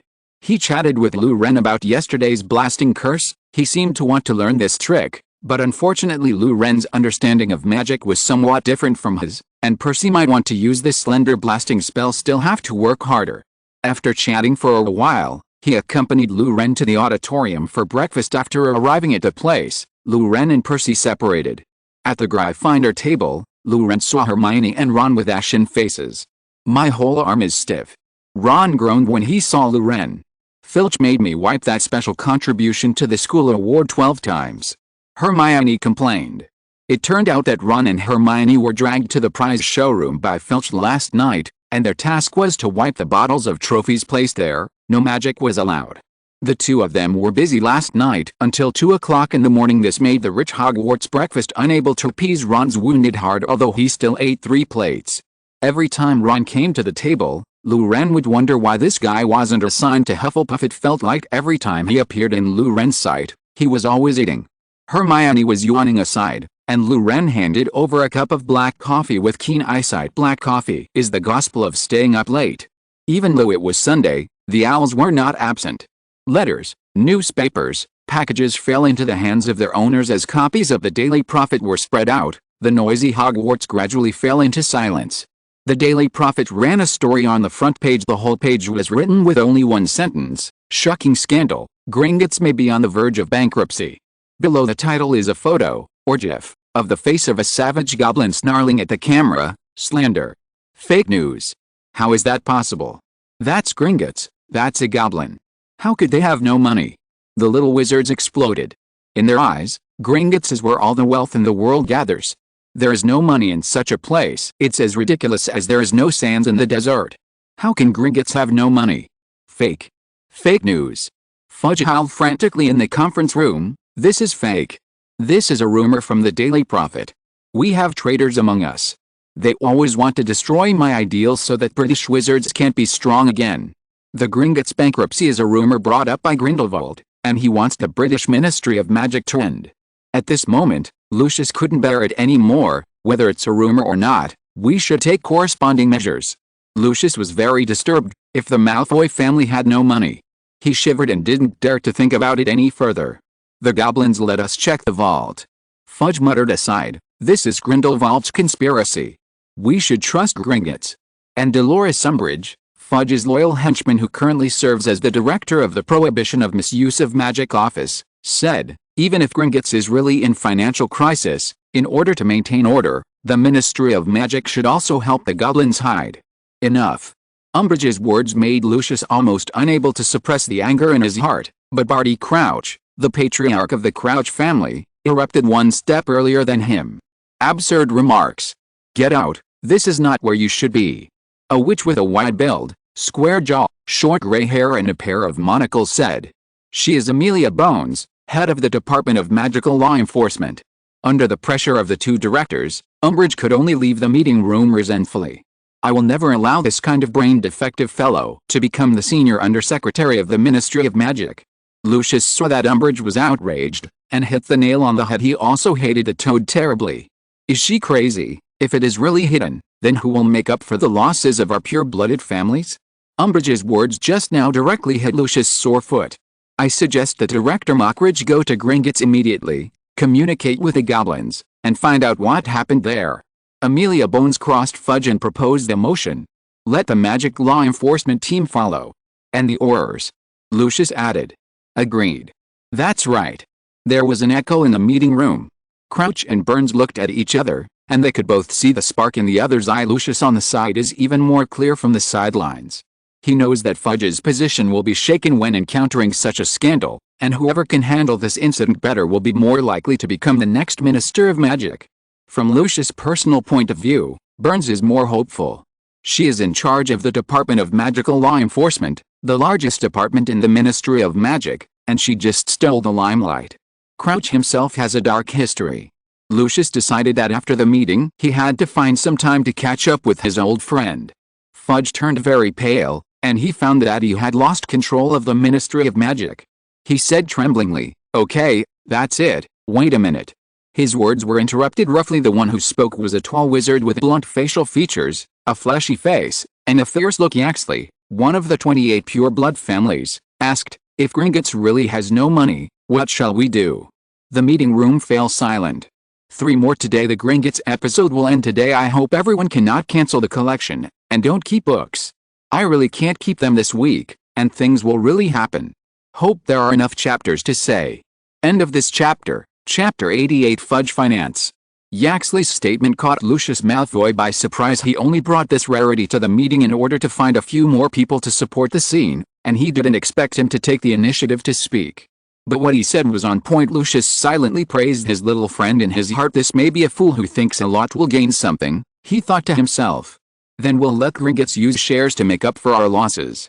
Fudge said suddenly, his face brightened again, the Wizards' Bank can only be controlled by wizards. Goblins should obediently work for us. These words made Lucius call himself an expert. It seems that Fudge is not easy to deal with. It is pure wishful thinking to ask him to sit still and obediently give up the throne of Minister of Magic. Rabbits bite people when they are in a hurry, let alone Cornelius Fudge from a pure-blood family? In fact, if Lucius knew that the cowardly minister in front of him dared to confront Dumbledore 3 years later, he would definitely change his view of him. He was not cowardly, but greedy and stupid. But now Fudge did make a good move. The Ministry of Magic is not a place where all kinds of food and drink gather. On the contrary, there have been many resolute and courageous people born here. Take, for example, the 19th century Minister for Magic, Adeline Gamble. She was very courageous, and it was this wizard who presided over the construction of the Hogwarts Express. At the time, there was a problem that had plagued wizards for a long time: how to ensure that hundreds of students arrived at Hogwarts safely every year without attracting the attention of muggles. They used to use portkeys and apparitions and the like, which were easy to expose. To solve this conundrum, Italian proposed a bold and controversial proposal. She is not a self-styled conservative. She actively understands the changes in the Muggle world. This alone can kill many ministers of magic. Inspired by Muggle technology, she decided to use trains to transport young wizards between London and Hogwarts. In order to obtain a train, the Ministry of Magic carried out a massive project. They cast 167 Oblivion spells and the largest concealment spell in British history, and stole a train from Muggles. Overnight, a railway station appeared in Hogsmeade Village. Of course, Crewe's Muggle railway employees spent the next year feeling like they were missing something important. And the Ministry of Magic didn't just steal the car, they made further improvements to the Hogwarts Express. Initially, the practice was met with outcry from some pure-blood families, who refused to use the Muggle-built device as wizarding transport. A large number of shouting letters were sent to the Ministry of Magic. In those days, the Ministry of Magic was full of words such as unsafe, unhygienic, and degrading to human dignity. However, she immediately said that students must either take the train to school or not. The pure-blood family backed down, and the voices of opposition also disappeared. What this minister has done can be called great. She really dares to do things. Historically, there have been many high-ranking officials and ministers of the Ministry of Magic who have tried to take back the economic power of the wizarding world from Gringotts, but they have only scratched the surface. The reason is very simple. The main reason is not the opposition, but the lack of financial talents in the wizarding world. If the wizards really have enough financial talents, even if there is a huge opposition, there will be a Minister of Magic with the awareness of self-sacrifice to complete this great cause. No group lacks heroes. If others don't say it, would Adeline Gamble not have that courage? She dared to withstand the pressure of the pure-blood family and let the offspring of the pure-blood family go to school in the way of Muggles. What else is she afraid of? What resistance could Gringotts really offer? Launch a third Goblin Rebellion. They were wiped out by the wizard the first 2 times, so the goblins who are not as strong as before can succeed the third time. Impossible. Fudge's words drew Crouch's sarcasm. Your Excellency, you should know the reason why the seniors did not take back Gringotts. I know. Fudge had recovered. We can first occupy a part of Gringotts' shares. Then Dumbledore wants to reform education? Then let's teach a finance class. In a few years, we will be able to have our own financial talents. Crouch was momentarily at a loss for words. Indeed, no one has ever considered this before, or Hogwarts has never thought of adding a few courses before. So you want Muggles to become professors at Hogwarts? The patriarch of a pure-blood family said in a low voice. They really know more about finance than us. Fudge's eyes lit up. The master is the teacher. There's nothing to say. Fudge was very fortunate that he carefully read an anonymous letter he received a few days ago. There is only one meaning expressed in the letter. I hope that Hogwarts will open a finance class and explain the importance of finance. At that time, Fudge was dismissive of this. Finance. What is finance? His credo is, nothing can go wrong. Prudence is his survival principle. Relying on this principle, he successfully served as the Minister of Magic for 10 years. Open a finance class? Stop it. What should I do if something happens to me? But today, he was forced to a dead end, so he could only use this strategy to try to turn things around. He did it. He succeeded. Everyone present was thinking about the feasibility of the matter. In fact, anyone with a little knowledge of finance can see that this plan is extremely unreliable. First things first, what is finance? Finance is the branch of economics that studies how companies, individuals, governments and other institutions raise and invest money. It has the following main research branches: financial economics, money and banking, international finance, public finance, investment, investment banking, corporate finance. Main branches up to 20. Any one branch is enough to make people study for a lifetime. How could a group of young wizards who had never been exposed to mathematics in junior high school understand these things? Many college students are hanging on a tree called high mathematics. But how can you engage in finance if you are not good at mathematics? It was Fudge's delusional idea to have Hogwarts students study finance. But the people present don't understand finance. In their eyes, finance is a muggle teacher teaching young wizards how to pay other people's wages, just like selling snacks on the Hogwarts Express. So Fudge's idea worked. Fudge cleared his throat. Without further ado, let's send someone to Gringotts to check. See if they really took our money. If they resist. Aurors are already the elite force of the Ministry of Magic. It is not on the interests of wizards to dare to resist the goblins of Aurors, and they have to punch hard. Do you understand? Understood, replied Auror Chief of Staff Rufus Scrimgeour. In the middle of the night, I ask for recommendation tickets, monthly tickets, investment and other things. End of this chapter. If you're listening to this novel on a channel other than Fanfic World, it means they downloaded and uploaded it without effort. We cordially invite you to visit our channel, Mundo Fanfic Novelis. There you'll find the original version of this story and you can explore many other novels of various genres. We're waiting for you to immerse yourself in a world of incredible novels. Chapter 89. Nobody can capture Gringotts before Gringotts surrenders. The poor financial level of the Ministry of Magic has reached an appalling level. The Ministry of Magic has 7 departments: Department of Magical Law Enforcement, Department of Magical Accidents and Disasters, Department of Regulation and Control of Magical Creatures, Department of International Magical Cooperation, Department of Magical Transport, Department of Magical Sports and Department of Mysteries. There is also an Office of the Minister for Magic. Among so many organizations, the only one that has anything to do with finance is the International Magic Trade Standards Association. Under the Department of International Magical Cooperation, it was this department that Percy entered first after graduation. What does this department do, anyway? When Percy joined, the society was preparing to standardize the thickness of imported crucibles. It is a department responsible for overseeing and assessing the trading practices of the wizarding world, as well as promulgating and enforcing international laws governing trade standards. In fact, it has nothing to do with finance. The department mainly responsible for the economic affairs of the magic world is the Fairy Liaison Office. Cuthbert Mockridge is the current head of the office, that is, the director, and he is responsible for coordinating the relationship between goblins and wizards. There is one thing to say, the goblins are really very knowledgeable, that is, things will come. First of all, they help the wizards of the Ministry of Magic calculate their salaries and bonuses every month, and there has never been a mistake. Of course, the wizards may not be able to see the problem. They will be very serious about sending the salary statement to the wizards, and then move the ding-dong cuties into the wizard's vault. As long as the gold is still in Gringotts, then it is not a problem. The formalities and so on extremely fast, faster than the time for major operators to open additional packages. And senior officials always get some unplanned income. Perfectly legal, clean income. Of course, goblins will not disclose wizards' income to others unless it is absolutely necessary, and they also refuse the Ministry of Magic's inspection of specific wizards' coffers. Even Death Eaters or extinct pure-blood families imprisoned in Azkaban will not have their money confiscated. In theory, or to be more precise, it will not be taken by the Ministry of Magic, and the money is still on the books. In addition to doing free accounting, the goblins are also responsible for helping the Ministry of Magic raise the expenses of various activities, as well as the expenses required for daily operations. The source of funding for the Ministry of Magic is also very interesting. They don't have a tax department. The operation of the Ministry of Magic mainly depends on donations from pure-blood families and money from Gringotts.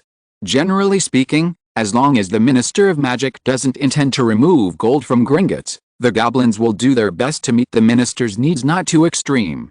The symbiotic relationship between the Ministry of Magic and Gringotts has gradually stabilized over time, until wizards see the daily profit today. This time the goblins crossed the line. It is impossible for the wizards to tolerate their continued misconduct. The goblins themselves broke the bond of trust between them and the wizard. Mockridge arrives at Gringotts with an elite group of wizards. Unlike the hustle and bustle of the past, today's Gringotts is closed even though it is open, and a large number of wizards gather outside. Anxiety, anger and fear are in the air. Their life's wealth is likely to be squandered by greedy goblins. Whenever they thought of this, The wizards were as angry as if they found out that their wives were communicating with the old king next door when they were working overtime.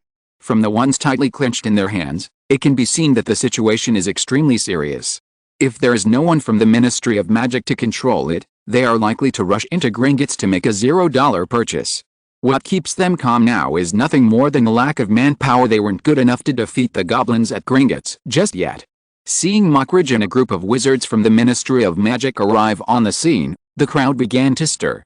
Many wizards' eyes turned red with excitement when they saw the employees of the Ministry of Magic. Goddamn goblin, my life savings. This is what I have saved over 30 years of frugality. I'm sorry to my ancestors. I failed to keep my property. Surrounded by a group of wizards, Mockridge, who was covered in burly men, was a little bit overwhelmed. There is no substantive evidence yet, let's check it out. He shouted and pushed the crowd away.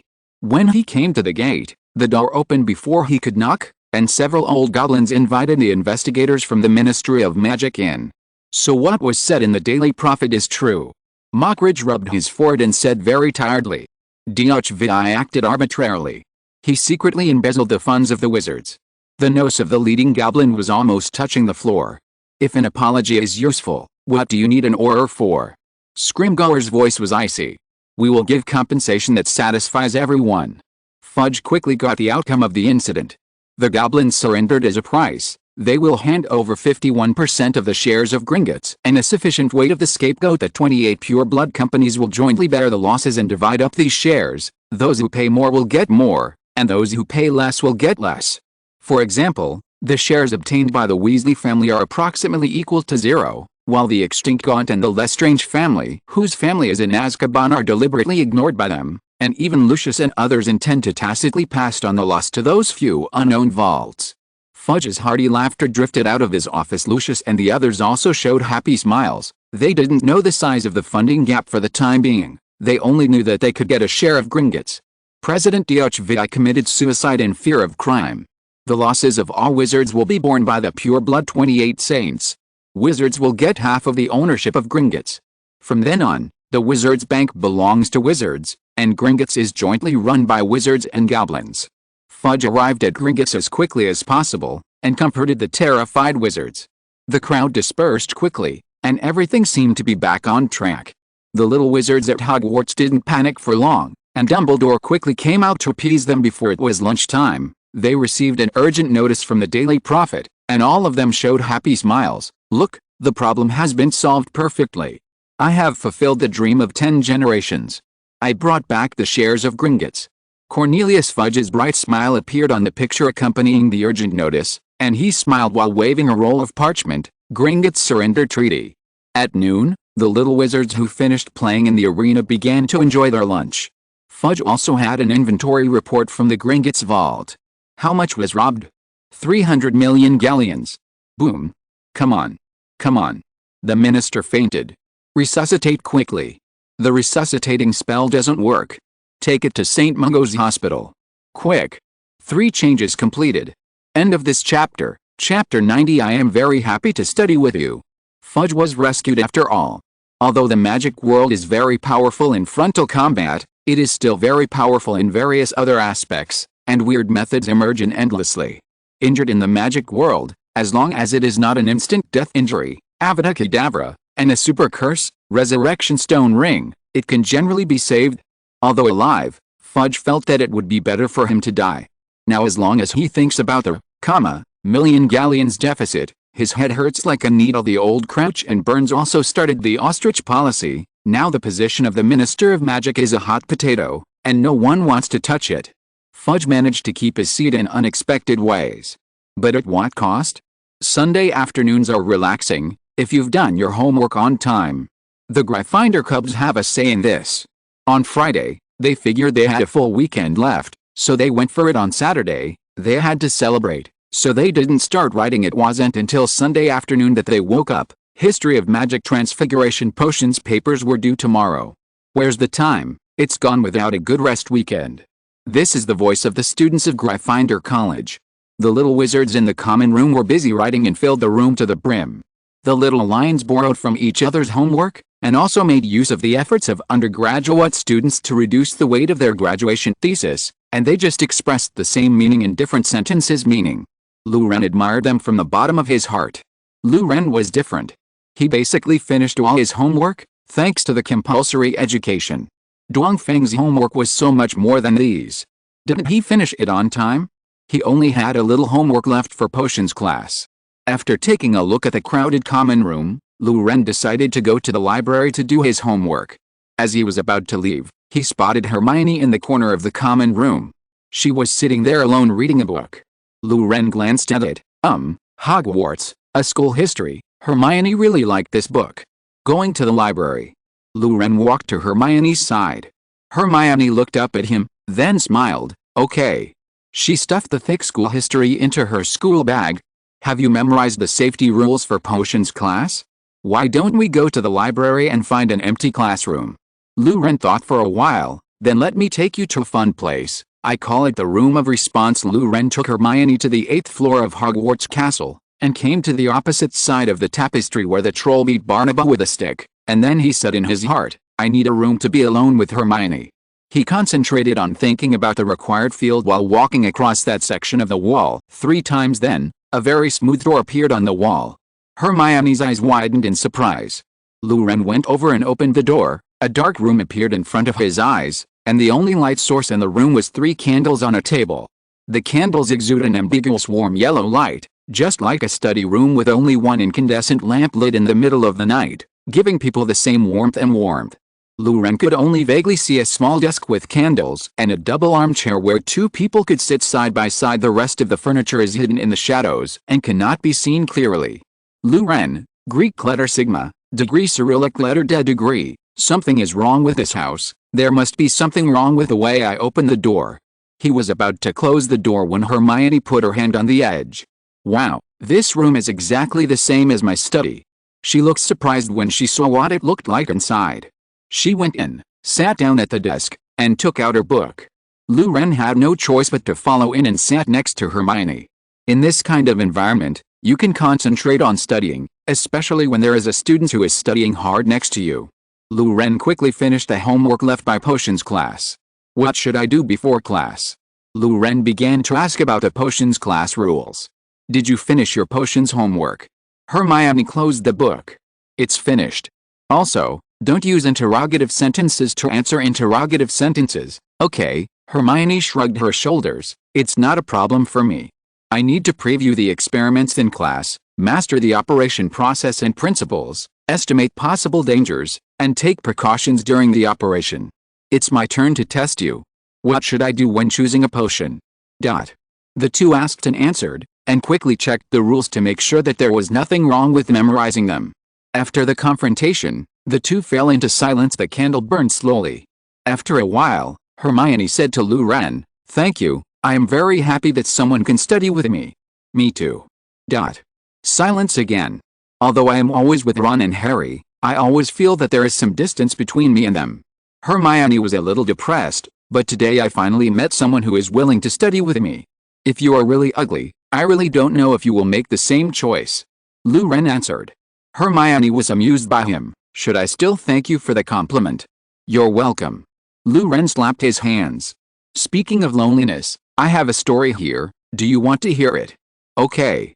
Hermione shrank her legs onto the stool, hugged her knees with her hands, turned around, and faced Lu Ren, looking like a good baby who was listening to the class seriously. Once upon a time there was a high school student who met a bunny girl in the library. Lu Ren cleared his throat and began to tell the story. Wait, why would someone go to the library dressed as a bunny girl? How could she be let in by security? Don't interrupt. Lu Ren pinched Hermione's face and stretched it. Okay, it hurts. Let go. Lu Ren let go of his hand. In the end, the high school student found that, except for himself, everyone else turned a blind eye to this bunny girl. Lu Ren's tone was very soothing, and a fantastic story slowly unfolded before Hermione's eyes. Finally, Sakuta realized the abnormality. He ran to the playground regardless of the exam, and shouted with all his strength, I like my Sen. I like her. I like her. I like her. I like my Sen. I like her. I want to walk hand in hand with her and kill a Fang. I want to see her dressed as a bunny girl again. I want to hug her tightly, and I want to kiss her. All in all, my Sen. My favorite is you." Ren paused at this point. The result? Did my senpai show up? Hermione couldn't wait to hear the following. Well, it appeared.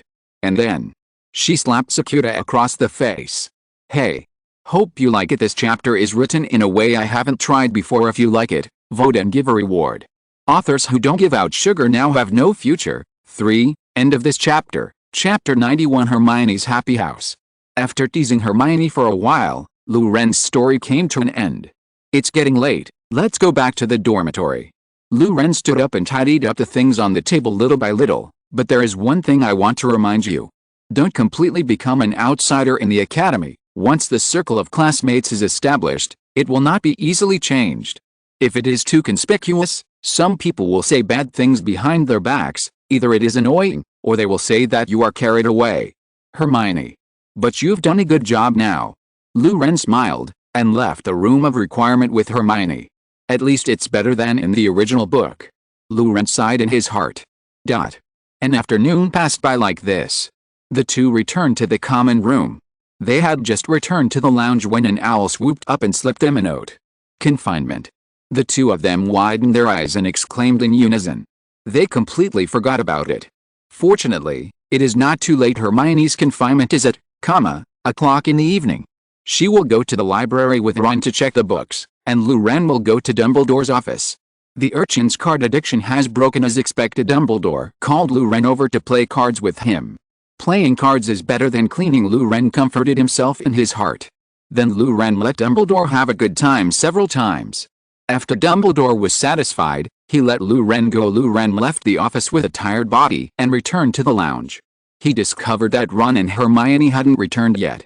It happened that there was nothing left and right, so Ren went to the library. It would be great if Hermione and the others could have more helpers. The Hogwarts library is located on the second floor of Hogwarts Castle, and it usually closes at, p.m., which is why Hermione's confinement started at, p.m.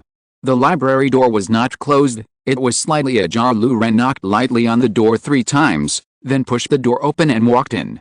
"The museum is closed." A sharp voice rang in Ren's ear. Ren knew that this was Mrs. Pants, the administrator of the Hogwarts library. Due to the ability to read a large number of books, librarian is usually a crouching tiger, hidden dragon position, but Mrs. Pants seems to be an exception. Her only characteristic is her fanatical affection for books. She didn't show any remarkable magical talents. Many people even thought she was a squib like Filch. However, this setting is still very similar to the legendary Hidden Master. She was a thin, elderly woman who looked like a malnourished vulture. "Dear Professor Pants, I'm very sorry to disturb you, but can you please be a little more accommodating and let me go in to help my 2 friends? They were fine confinement."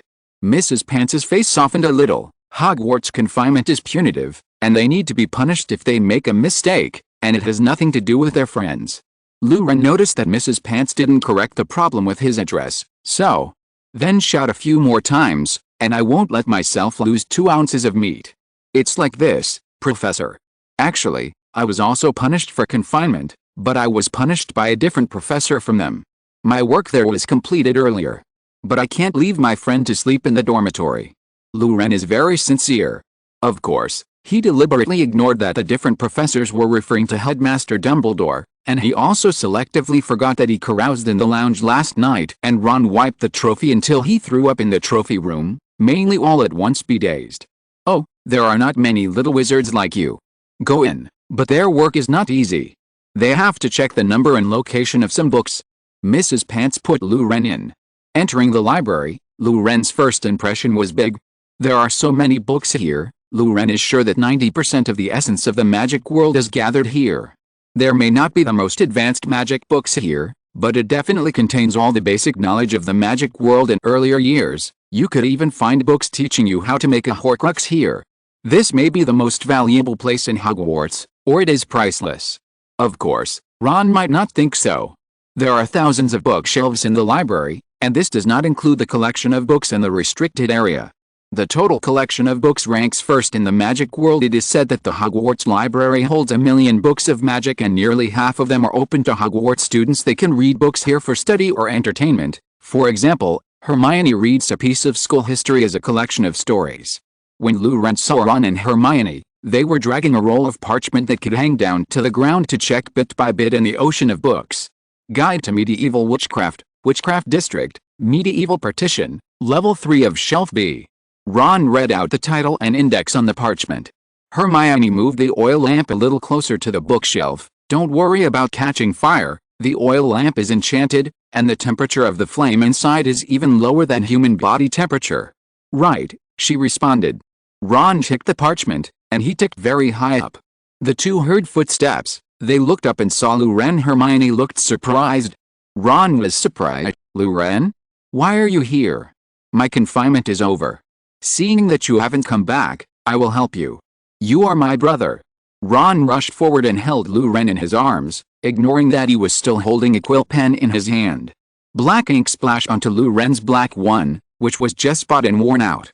A week of wizard robes. If I were a girl, I'd marry you. Ron spoke amazingly. You don't need to marry, I heard that you have a younger sister. Hermione's ears pricked up next to her. Ron pushed Luren away. You should consider me. Then he twisted his waist and gave him a wink. Luren, hope it's still like that when you wear your lady's gown to the Yule Ball in your 4th year, Ron. Luren rolled his eyes and made an expression of wanting to vomit. Ron quickly jumped away, and the air was full of joy. The three of them started counting the books together, and it was indeed a little faster. How did you know that Ron still has a younger sister? Hermione poked Luren's waist while Ron was not paying attention. Luren's waist is his sensitive area, commonly known as itchy meat. After being poked, he twisted like an octopus. 3. I think we met at the train station. Hermione discovered something remarkable. It's fun. She poked Luren again, but you and I went to the train station together. Oh, not a few words. The ability is like Luo, and someday Luren couldn't even speak clearly under the continuous stimulation. Hermione, really? I don't believe it. 3. Poke. Luren, don't come here. It really made me discover the wealth. Crossed out, collection password. It seems that the two updates are sent together to collect more. The 9 to 5 days in the arena almost killed me. I decided to release all the updates of the day at 9, in the morning. End of this chapter. Chapter 92. The Exorcist. Luren. Poor Luren was played by Hermione like this. Fortunately, Ron heard his name, and his appearance allowed Luren to escape. It seems that someone is calling me. Sorry, maybe I came at the wrong time. He happened to see Hermione withdrawing her hand from Luren's waist quickly. Hermione, seen by Ron, has transformed into Steam Queen. No, you came at the right time. Luren looked serious. Your sister. Please stop talking about my sister. No. No, what isn't it? The alarm bell in Ron's heart rang wildly. Good Luren, do you think your actions can escape the eyes of the people? We realize have sharp eyes. You and Hermione, there must be something wrong between the two of you. How could I hide these things from me? Although I am small in size, my mind is not inferior to ordinary people's. Famous detective Ron. You actually asked about my sister in front of Hermione. The uncle can bear it, and the aunt can't bear it either. HMPH, if you want to find a second wing, don't come to my sister, bastard. Ron, listen to me explain. I don't listen, I don't listen, I don't listen. Luren, this. Luren, Hermione, say something.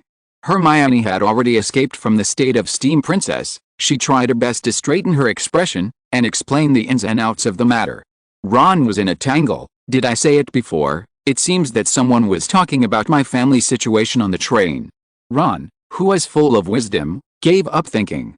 Forget it, help me find the book, the abilities you don't know you have, and how to use them once you know it. It's not where it is, and I've been looking for it. Luren, is this book a light novel? What are light novels? Ron asked with a question mark on his face. If you can't tell what genre the book is, it's a light novel. Luren, Ron, degree Cyrillic letter de degree. Luren had heard of as long as you add the title of the book. Any sentence looks like a light novel. In the early years, the names of online novels were very short, such as Infinite Horror and Zhu Xian, but later, the names of novels gradually became longer and longer, especially light novels. For example, Luren once read a novel titled Normal Attack is a Double Attack by All. Do you like such a mother? Of course, Luren's favorite is a light novel called Hogwarts. International students, such unpretentious short names are rare. It's a pity that the author's every update is too short. Not enough to see at all. While complaining in his mind, Luren helped Ron search for the book everywhere. From Reward to Vote, History of the British Ministry of Magic, Deformed. Love, Research. On the Preferences of Modern Authors, Why Are They All Messy Books? Luren quickly browsed through the books on the shelf, but found nothing. Found it. Hermione's voice came from not far away. Luren and Ron rushed over, and sure enough, between the translation collection of ancient Egyptian jade records and the past and present life of jade records, they saw the book, which was about 20 centimeters thick. It's still a tome. Ron complained. But how did this book end up here? Luren was a little curious. The place where it was supposed to be was a little far from the Egyptian area. It was not far from their current location. Normal people wouldn't run around with such a large tome, would they? Ron stood on tiptoe and pulled the book from the shelf. Abrupt mutation. Behind the book was a distorted face. What? What? Confringo. What? Two horrific screams and a deafening explosion sounded in the library. In the library, a needle falling on the ground can be heard quietly at night, not to mention this kind of mutation. The sound even echoed in this space, and Luren suspected that the whole school might have heard it. Mrs. Pants appeared so quickly that it felt as if she could appear at Hogwarts. What happened? There's a ghost. Ron, who was still in shock, shouted in fear. There is a human face behind this book. Hermione also added, standing behind Luren. Oh. Mrs. Pants was skeptical, but she still took out a feathered duster with a look of wariness. Even ghosts and evil spirits cannot run wild in the library. She walked cautiously behind the collapsed bookshelf, and saw a figure in the shape of a person lying on the ground. Luminescent. To increase the brightness, Hermione drew out her wand and cast a luminescent charm. The humanoid creature on the ground had no place to hide under the light, allowing everyone present to see its face clearly. It was an acquaintance, Marcus from Slytherin College. There was a broken mask hanging on his face, blood seeped from the gaps in the mask, and blood was everywhere on the ground, pressed by some wood fragments and scattered books, and his feet were still twitching. Marcus, why is he here so late? Ron gasped. Luren said, let's save people first. He noticed the anomaly when the spell was about to be shot, and he shot it a little sideways on purpose. This smashed the bookshelf. Otherwise, if he really received an exploding spell with his face, Luren might have to go to Azkaban or Durmstrang to continue his studies, unless the school doctor at Hogwarts can chasing souls in the underworld. What happened? Can't I get a good night's sleep in the last few days? Professor McGonagall and Snape arrived at the library in no particular order. Professor McGonagall was wearing an emerald green nightgown with several kittens drawn on it. As she ran, the kittens were also awakened and ran around. Snape, on the other hand, was wearing a black silk nightgown, and his hair looked as if it had been washed before bed and was not as oily as it was during the day. A student hid in the library in the middle of the night to scare people. The three children were frightened and overreacted just now. Mrs. Pants spoke, but she said something nice to Luren and the others. It's the kind of stupid idiot I often meet, Snape said, using a slightly mocking tone as always. I don't need to watch the scene to know that it's the Gryffindor group again. Daredevil, reckless student, always looking for a little fun. Snape was too familiar with this kind of thing, and he was no longer surprised that Gryffindor students had such battles every year in the past. They always take it for granted that if they do something eye-catching, all of Hogwarts will be amazed at them. But I don't care what these stupid baboons do. In my opinion, people like them, who think they can ignore all the rules and regulations, are the most annoying. As he spoke, he approached the crime scene. Come on, let's see who is this arrogant Mr. Stupid. Snape bent down. Hey, end of this chapter. Chapter 93. Snape stopped thinking. Snape gently lifted the objects covering the face of the suspect. Snape. Marcus was a little more sober at this time. He saw the face of his headmaster, and he didn't feel the joy of surviving after the catastrophe. He rolled his eyes and fainted from fright. Snape also slowly withdrew his right hand, which was covering Marcus's mouth. He stood up slowly, as if it took a century. His brain was running fast. Professor McGonagall wanted to come over to see the situation, but he blocked it calmly. The injury is not serious. It will be fine after being sent to Madame Pomfrey for treatment. Snape's tone was extremely flat. Go back and rest, Minerva. Do you still have class tomorrow morning? There's a class, but it won't be here for a while. Let me see the child's situation. Professor McGonagall still wants to try to see the scene. Everyone is here, it's not bad. No need. It has nothing to do with you. Not a student of Gryffindor. The sentence escaped Snape's teeth. Oh, then I'll call Flitwick and the others. Wait.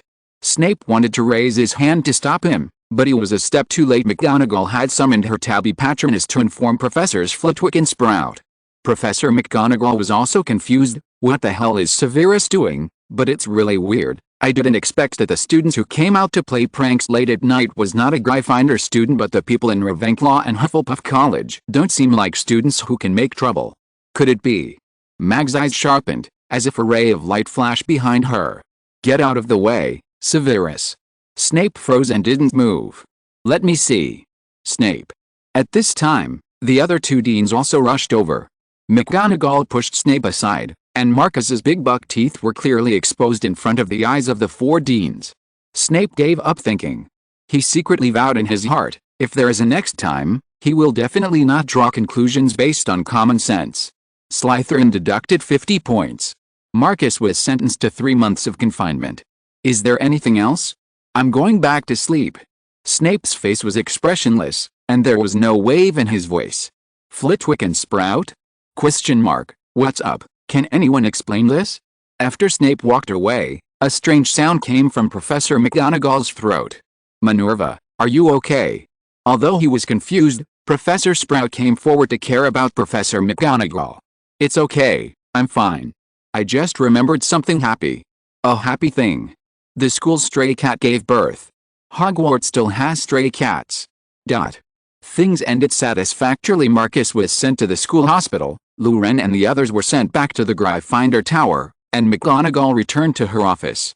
Everyone has a bright future. Of course, Professor McGonagall's advice, don't use the explosive curse in the future, it was ignored by Luren. Until Luren found a spell that surpassed the explosive spell in power, potential and convenience, he would not give up using this spell. The trio, who had been busy all night, soon fell asleep. The next morning, Luren woke up. To be precise, he was pushed off the bed by Fat Tiger. Although this little thing is small in size, it is not small in strength. Luren looked at the time. It was just 7 o'clock. This kind of healthy routine of going to bed early and getting up early was unimaginable in my previous life. In his previous life, Luren was still very energetic at 2 o'clock in the evening. He went to bed at 2 o'clock and woke up at 8 o'clock. Now Luren can guarantee to go to bed before 12 o'clock. When the sun comes out, I bask in the sun, and when the moon comes out, I bask in the moon. Seeing that it was almost time, Luren sang a folk song. After singing a sentence, he was hit by 3 pillows. Shut up. Delay your father and I'm going to sleep. Who's going to sleep late? Climb. The boys got up in a frolicking mood. At the same time, the women's dormitory was also full of excitement. Hermione had just woken up and was in a daze on her bed with her matted hair. When she was about to dig out her comb from under the pillow to comb her hair, she suddenly heard 2 chattering conversations outside. It was Lavender Brown and Parvati Patil. Parvati is a beautiful black-haired Indian girl who will be Gryffindor's court flower in the future. She has a twin sister named Padma, who is in the same production team as Luren. Lavender Brown is Parvati's best friend, and they get along so well that they can talk about everything. Are you sure? Do you really want to confess your love to Luren? Parvati said in surprise. Hermione froze. Well, he was so handsome on Saturday. And he has a little tiger. I really want to touch it. Lavender said, and Hermione could imagine that there must be little stars in her eyes at this time. Hermione suddenly wanted to hug Fat Tiger. Look at your nympho. But my sister also thinks highly of him. So you want to confess your love to him today? Yes, I went to buy chocolate yesterday. Hermione's heart skipped a beat when she heard this, as if a piece of lead was hanging on her stomach. She couldn't express this feeling, but she had a faint feeling that she might lose something. Maybe that boy would no longer read books with her in the future, and no one would tell her those interesting stories. Parvati's voice became serious. Falling in love with someone, confessing to someone, getting married, everyone will think this is a very wonderful thing. Lavender, yeah. But this is very wrong. Parvati changed the subject. The one who confesses first loses.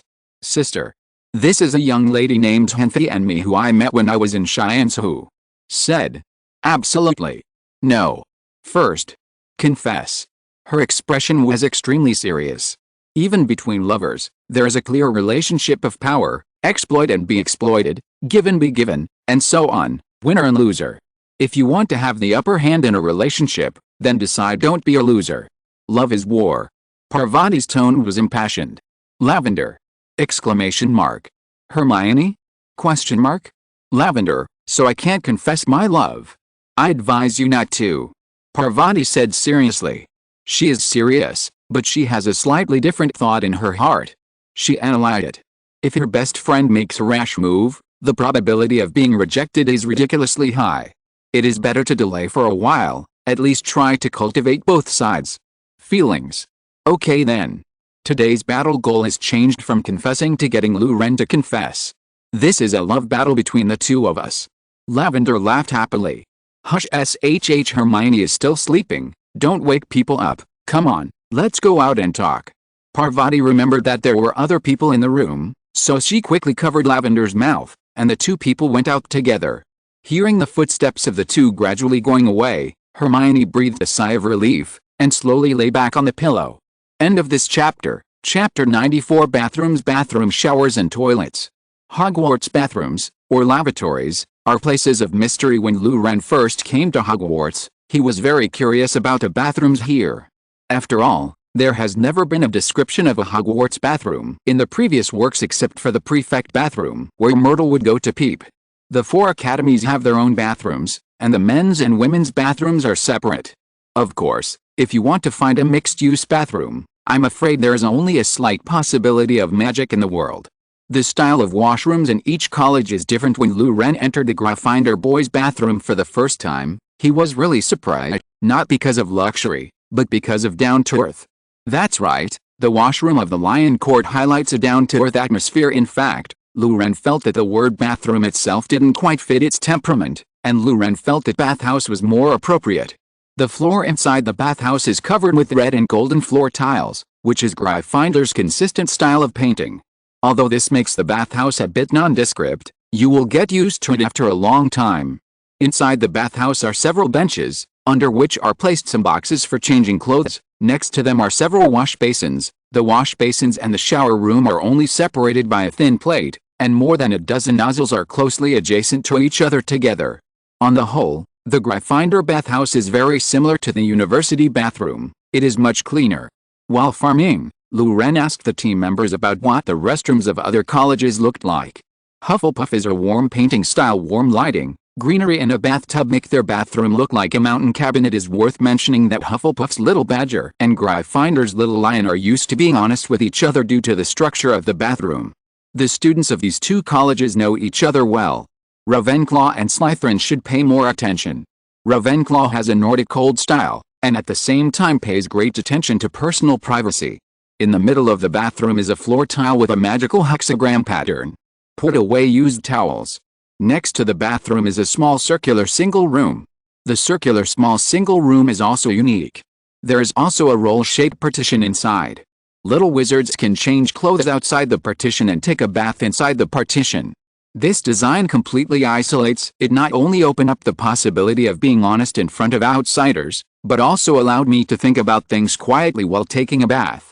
In all fairness, if you are not used to the public bathhouses in the north, it is more reliable to find a way to join Ravenclaw. Slytherin bathrooms are known for their luxury even from the point of view of decoration alone. Slytherin has a Roman heritage Roman-style large baths and exquisitely decorated small single rooms. There are even screens in the bathhouse. There are several sofas behind the screen.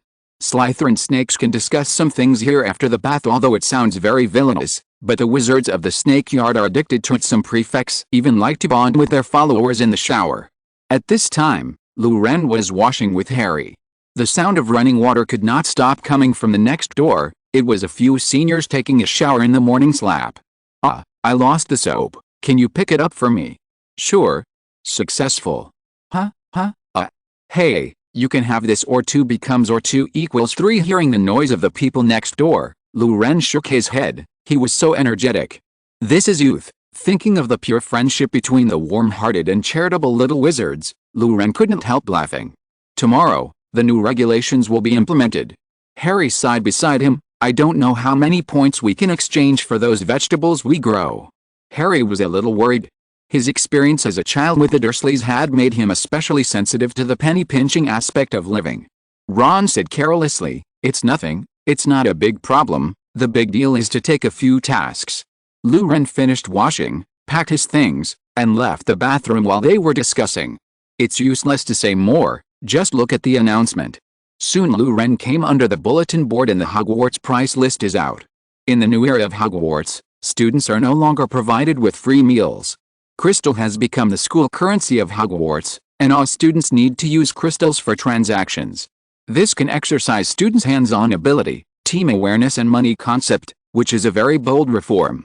The first prize in the arena points is 300 crystals, 1 crystal for 1 kilogram of potatoes, 4 crystals for 3 kilograms of garlic, 5 crystals for, kg of carrots, crystals per kg for tomatoes. Lou Ren quickly glanced at the prices of vegetables on the list, and got a general understanding in his mind. Today's herbal medicine class is the time to harvest agricultural products, and then you can calculate your group's income. The land of my group is about 1/6 of an acre. I asked about the yield per mu before. After applying the magic fertilizer, the land can produce about 330 kilograms of potatoes, about 320 kilograms of tomatoes, 100 kilograms of garlic, and carrots every week. It is more powerful, and it can probably grow 1.6 tons. Yes, carrots are a high-yield crop, and some experienced Muggle farmers can also produce over 316 caddies per mu. It really verified the saying, how bold people are, how productive the land is. In fact, the yield of 10 gin per mu is really an ordinary yield. Lou Ren once saw a report that Rabbit's family has a carrot called Benchenkicken, and the yield per mu can reach, tons. 10 tons! Exclamation mark. It only needs a 180-day growth cycle. When the end of the world comes, this kind of vegetable can be grown in the underground land to provide vitamins for the remnants. By the way, tomatoes can also reach a yield of more than 10 tons per mu, but they need to use unlimited growth greenhouses. And Lou Ren's group can harvest about 7,200 crystals, divided on average. Each person can also have 1,800 crystals. I'll just wait and see the prices in the cafeteria at noon tomorrow.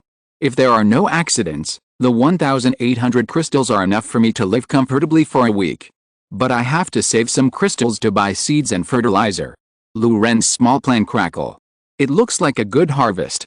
Malfoy didn't know when he came over. His face was radiant. It seems that a small rich made him very happy. I have another idea. I wonder if you want to earn more. Malfoy whispered to Lou Ren quietly beside him. I took a look at the price of vegetables. It seems that the price of garlic Hogwarts bought is relatively high, but the output of this thing is not that high, not as good as ours. Malfoy showed an expression that everyone understood. Lou Ren, Greek letter sigma, degree Cyrillic letter de degree. Malfoy, what a fucking talent you are. The recommended promotion failed. The increase in collections has also slowed down. Is it really because I wrote the previous chapters too embarrassingly? End of this chapter, chapter 95 double star. Lou Ren looked at Malfoy with very surprised eyes. Can it only be said that he is worthy of being the heir of the Malfoy family? He actually thought of raising the price of garlic through monopoly, and then took the opportunity to make a fortune. The crops produced by the little wizards will indeed be recycled by the kitchen, and then made into food or traded. So if Malfoy can really buy all the garlic, he will definitely lose even his underwear. Are the Hogwarts kitchens stupid? Students can no longer receive garlic. Can't they buy it off campus? Unless Malfoy and the kitchen elves collude inside and out to achieve his garlic riches. We can grow some garlic, Malfoy said excitedly, and find a way to increase their production. Lou Ren. Alright, I really misunderstood you. Your way of making money turns out to be so unpretentious. Needless to say, this honest method can indeed make money. It's just that the efficiency is too low. How much garlic can be produced by, square meters? It's better to get those carrots and tomatoes that yield 10 tons per mu. And are the other students stupid? Those expensive vegetables, they will definitely follow suit, and the price may plummet by then. On the contrary, crops like potatoes still have room to rise. After driving away the whimsical Malfoy, Lou Ren went to the auditorium to have his last breakfast, thinking that these things would be charged tomorrow morning. Lou Ren's appetite became as good as Ron's. Lou Ren thought he would not receive anything, but an owl with almost pure black fur sent him a note. The owl looked very tired, with a breath of wind and snow on his body. Lou Ren gave it a piece of toast, filled it with a bowl of water, and fed it several sausages and bacon. The owls never refused, and swallowed them all. After eating and drinking, the owl rubbed his hand and flew away. Lu Ren opened the note, on which was written in very beautiful cursive characters, "At midnight tonight, contact me by pendant." Gigi. Lu Ren knows where this letter came from. It's really too much to say. Since the summer vacation, Lu Ren hasn't contacted Grindelwald, and he doesn't know how the old man is doing. This owl is just a blip. The real highlight is what happens to Harry. As the owls flew into the school, everyone's eyes were drawn away by the slender package held by 8 chubby owls. Except for Lu Ren, no one knew what was in this package, but they could still make a rough guess. It's like you received a human-shaped package at the school gate, and on the way back to the dormitory, you will be the most beautiful cub. Little wizards from wizarding families probably guessed that there was a broom in there, and the only question now was who owned the broom. Just as Harry looked up at the package, the owl circled down and landed in front of him. Just as this group of owls flapped their wings and flew away, another owl dropped a letter on top of the package. It was indeed Professor McGonagall's letter. Although the world line is slightly different, Harry's wonderful performance allowed him to successfully join the Gryffindor Quidditch team. In that case, Lu Ren touched his chin. It seems that this drama is not over yet. Sure enough, after many owls flew out, a huge owl flew in. This owl was the largest owl Lu Ren had seen, and it was so big that 8 owls could only complete the task. And it can be done. Yes, it also holds a slender package in its paws. The owner of the package was Malfoy. Malfoy froze for a moment, then his expression gradually lost control.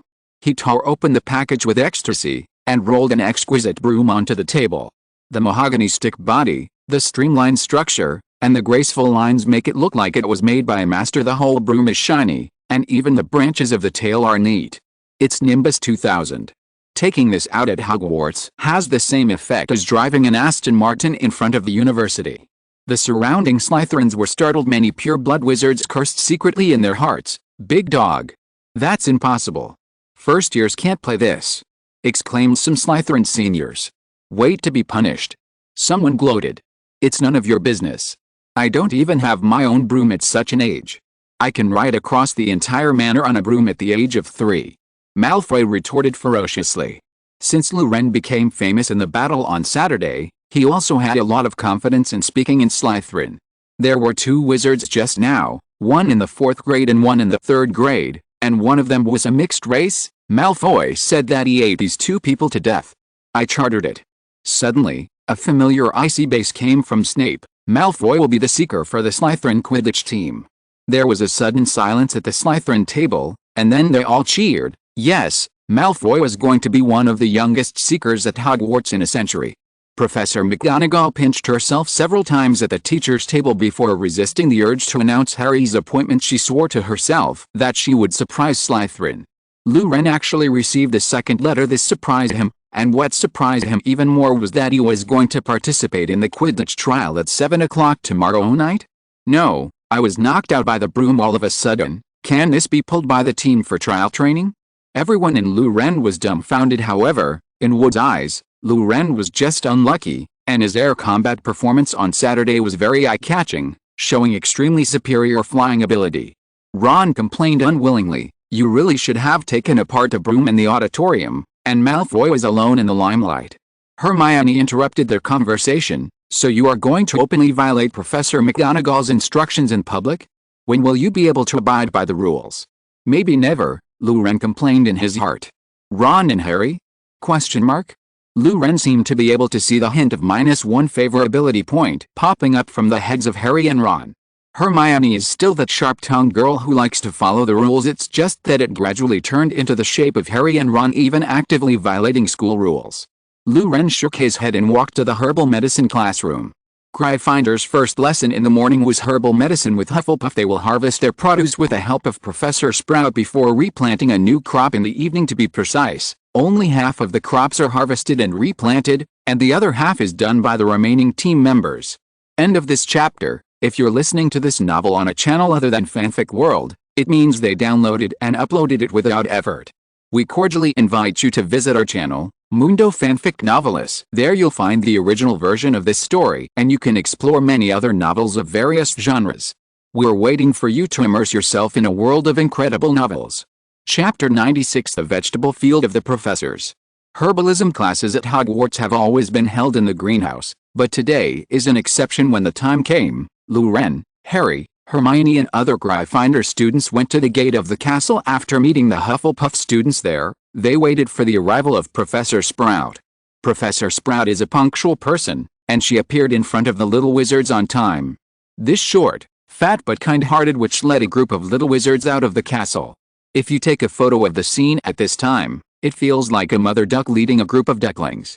If the Black Lake is regarded as the front of Hogwarts, then the greenhouse is on the back of Hogwarts, and behind it is a mountain range. To be more precise, the greenhouse is on the north side of the castle, the Black Lake is on the south side of the castle, and the Forbidden Forest is on the west side. In terms of feng shui, the terrain of Hogwarts is very particular. The ground where the castle itself is located is open, and the surrounding plants are full of vitality, so vigorous that they have formed a forbidden forest. Facing the water, back by the mountains, it can be called a treasure land of geomantic omen, where wealth can be raised. Between the greenhouse and the castle is the vegetable field of the little wizards, and of course the private land of the professors is also here. When passing the professors' vegetable gardens, Ren noticed a lot of details. Obviously, the professors are not only excellent academically, they are also good at farming, and because their understanding of magic is obviously higher than that of the little wizards, so their vegetable garden is also full of imagination. Even Hagrid knew to use magic secretly to give a little help to the pumpkins he grew. It didn't make sense to say that the real professor would honestly farm the fields. For example, the most basic phenomenon is the off-season sowing of various vegetables and fruits, and these vegetables can actually mature at the same time. In the eyes of Muggles, this is simply unthinkable. The growing of vegetables has a lot to do with the weather, but what is the weather at Hogwarts? Ren saw with his own eyes that pineapples were growing in Professor Flitwick's field, lots and lots of pineapples, growing pineapples in the Scottish Highlands, looking good. Passing by his vegetable field, Ren couldn't help sighing, a sea of pineapples. These pineapples, even if each little wizard eats 18 kilograms a day, can be eaten for several days. More importantly, these pineapples are not just pineapples that look like pineapples but are actually garbage.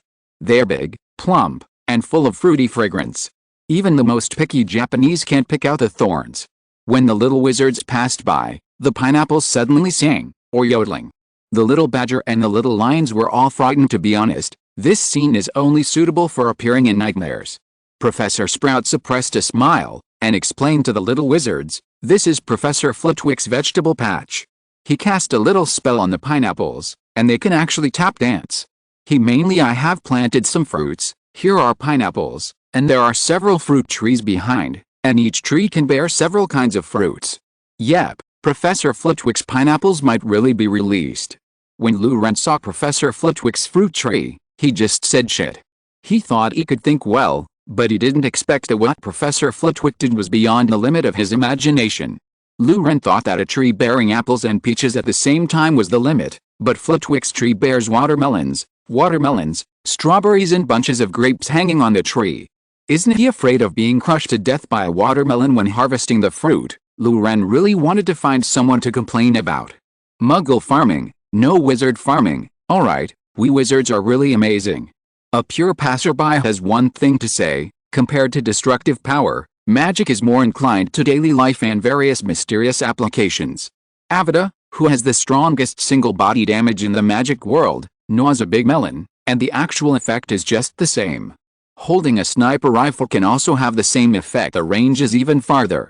Of course, if there is a sudden death without a cause, such as something that is often done in a free country, using Avada Kedavra is much more credible than shooting 8 shots in the front with an automatic rifle and then declaring it as suicide. In daily life, the role that magic can play has been seriously underestimated and ignored by people. For example, the flying curse, the untraceable expansion curse, and this series of pastoral magic. At least after learning the flying curse, you don't have to worry about finding things anymore, don't you? What? You can't find your wand? Then learn to cast spells without a wand. Next to Flitwick's orchard is Professor Snape's vegetable patch. Compared with Flitwick's unconstrained style, Professor Snape's side is much more normal. There are all kinds of green leafy vegetables on the ground, and some potatoes are planted in the ground. It looks like a pretty normal vegetable garden, if there are not a few snakes popping up in the ridges from time to time. The vegetable gardens of Professor McGonagall and Professor Sprout are linked, and the two of them combined a vegetable garden into one. Their vegetable garden is more scientific and is a three-dimensional agriculture. There are waterways in the field, and fish jump out of it from time to time. In the field next to it, there are vegetables on the ground, potatoes on the ground, and vines. The vines are supported by fruit trees. Chickens, ducks, geese, etc. can be seen in the field, poultry, and a few scarecrows in the field. A little Hufflepuff wizard walked to the edge of the vegetable garden. Lou Ren remembered that his name was Megan Jones. He stretched out his hand, and then said that sooner or later, a scarecrow flew over, scaring him so that he quickly retreated and fell down on his buttocks. Also, Professor McGonagall's field, how could there be no puppet guards? Behind the professor's field is the vegetable field of the little wizards. The fields are spread out in an orderly manner, some are covered with weeds, and some are sparsely grown with vegetables. Of course, there are also fields that look like they will have a good harvest, but most of the fields look a little messy. Tianya from Lou Ren's group still looks very seductive at first glance. Looking around, vegetable seedlings sprang straight out of the ground, with strings of tomatoes hanging on them in the open space near their roots. Clusters of diamond-shaped furry leaves grow. If you dig down, it is a cluster of potatoes. Underneath the coriander-like plants in the field are carrots. In addition to these, there are some long and narrow, flat leaves. Those are garlic sprouts, and the garlic is grown underneath. The field has been completely filled with red and green. The land of Lou Ren's team is on the edge of the entire farm, not far from the Forbidden Forest. Whether it was intentional or unintentional, the professors just surrounded the area with a low fence, and did not cast any spells to expel the beasts. So Lou Ren saw some scenes on the edge of his field that raised his blood pressure. A ridge of vegetable seedlings was ruined by unknown beasts. The vegetable field visited by wild beasts was a mess. The tomatoes that fell on the ground, the potatoes that were pushed out, the carrots that were half-eaten, and the unwelcome garlic. And Lou Ren's team only planted 10 ridges of vegetables in total. It was fine yesterday morning, ripe at night, and suffer. Pushed down, failed to advance. Try again next week. Greek letter epsilon equals Greek letter omicron. Alice, thanks to those brothers who voted for recommendation every day. Fortunately you are still here. End of this chapter. Chapter 97. Lou Ren's sight is actually pretty good. The garlic he planted had a certain effect of dissuading him from quitting. The pungentness of garlic is precisely to prevent it from being eaten by certain animals, so Lou Ren succeeded in reducing his losses by mistake.